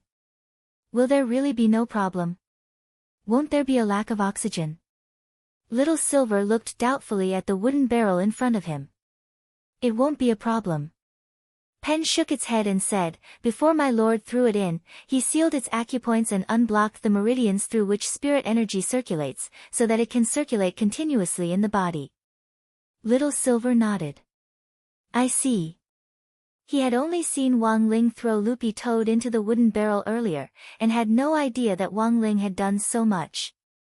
Because spirit energy itself contained oxygen, this method of spirit energy internal circulation through the meridians was actually quite common, and was comparable to the advanced version of the turtle breathing spell. It lasted longer than the turtle breathing spell. Under normal circumstances, after performing the spiritual power internal circulation method, one could maintain it for 7 to 10 days without breathing at all. The higher one's realm was, the longer they would be able to maintain it. Will this really work? Little Silver stuck his head out, really very curious about whether it would really work. After all, life nowadays was full of folk prescriptions for psoriasis handed down by old Chinese medicine doctors everywhere, who knew whether these prescriptions were real or fake. Little Silver raised his eyebrows. How long will it take? Pen, heat and simmer for 8 hours. Little Silver felt that something wasn't right. When Wang Ling had thrown it into the wooden barrel, Loopy Toad's acupoints had been sealed at the same time, and the spirit energy internal circulation had begun. Warm holy beast blood permeated its entire body, which was a very strange feeling for Loopy Toad. It was a little like being held down by a ghost. When you were asleep, your mind was clearly very clear, but your body was still in a deep sleep and you couldn't even open your eyes. This was a classic case of narcolepsy. But very quickly, Loopy Toad noticed that something wasn't right, and the scene in its mind abruptly changed. Soon after, it fell onto an island. Loopy Toad raised its paw to feel the sand on the beach as the cool sea breeze blew through its green dog fur. These grains of sand were actually real. What was going on? Wasn't it being treated? Loopy Toad calmed down and thought for a bit. Given the current situation, Loopy Toad could only speculate that its soul had been brought to this space by some mysterious force. But who on earth had done this? While it was thinking, Loopy Toad saw an old man in white appear in a coconut grove up ahead. Loopy Toad was instantly on guard. This old man was not ordinary. His aura was restrained, and his clothes fluttered even though there was no wind. Spiritual energy swirled 5 feet around him, forming an invisible barrier. This aura, this old man was at least a true immortal's realm. Loopy Toad watched as the old man walked toward it step by step, doing his best to suppress his aura for fear that it would scare Loopy Toad as he approached it slowly. "Brother Dog, don't be afraid. This old man won't have it." Loopy Toad stared at the old man in front of it and kept its distance. "Senior, who are you?" "My name is Pang, and my name is Guang." The coconut old man put his hand to his mouth and replied in a soft voice. His voice was so soft that it almost melted into the sea breeze. "Loopy of him. Loopy, go of Loopy of Zhang of. In the end, this senior Pang fell to his knees on the ground and sighed deeply. "It's because your master is too strong." Loopy Toad was instantly enlightened. It turned out that this guy had been frightened by little Master Ling. He was traumatized. No wonder. "Loopy Toad, you've met my master?" "Yes. I've seen him twice." Speaking up to this point, Taoist Guang Pang Guang was already sobbing faintly. "This old man set up this space with my own hands. In the end, your master comes and goes as he pleases, as if he's playing. Really, he doesn't give me any face at all." Lying on the ground, Taoist Guang stuck out his butt and pounded the ground like crazy. As he did so, he cried and complained without the demeanor of a true immortal at all. Loopy Toad was silent at this scene. It looked like this wasn't a small blow, it had to calm down. "Senior." It had been 10 years since the ants started to race. As this senior Pang sobbed, Loopy Toad more or less understood the whole story from beginning to end.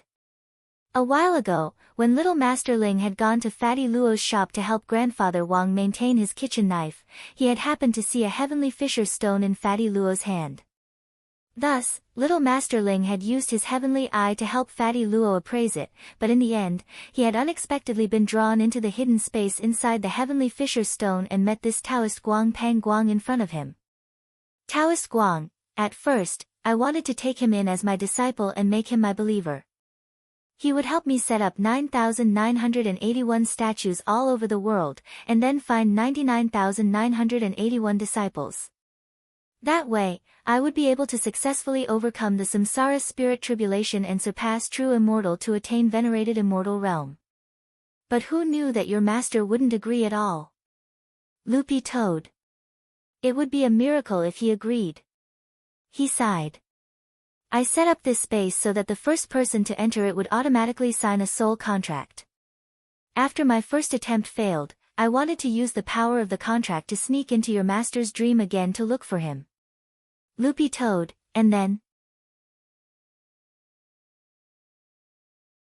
Taoist Guang, and then? "I was blocked, Loopy Toad." Loopy Toad didn't know what would happen to other people in this situation, but listening to this senior Pang, Loopy Toad really felt that it was something little Master Ling would do. Blocking the contract and preventing its power from being produced normally might be very difficult for other people, but for Ling Jinren, it was a piece of cake. Speaking up to this point, Taoist Guang felt like crying. "If you hadn't signed a contract with your master a while ago, I'm afraid I would have been trapped in this space for the rest of my life." Loopy Toad, Taoist Guang took a deep breath and said, "This time, I found Brother Dog. I wanted to ask Brother Dog to help me pass on a message to the seniors outside." So this was what they were waiting for. Hearing this, Loopy Toad couldn't help smiling in its heart. It smelled, a business opportunity. What's in it? Loopy Toad stared at the old man. "It's a blueprint for a weapon. It's absolutely impossible for anyone to refuse it. I even feel that it would be a loss to hand it over in order to win a sliver of freedom," said Taoist Guang. "What blueprint?" This successfully piqued Loopy Toad's interest. Taoist Guang couldn't help laughing. Before that, I want to ask Brother Dog another small question. Loopy Toad. Taoist Guang, do you know your master's true strength? You want to find out about my master's realm? Loopy Toad raised its head and looked at him. It's better for Senior Pang to judge for yourself, but I can tell you my master's cultivation method. Taoist Guang, oh. Tell me about it. He does radio calisthenics and I exercises every day. Apart from that, he also does 1 talisman, 1 seal script and 5-3. What's 5-3? 5 years of college entrance exams and 3 years of simulations. You're tuning in to the Blissful Bookshelf YouTube channel. We're so grateful for your support and don't forget to subscribe to join us on this incredible journey through captivating stories.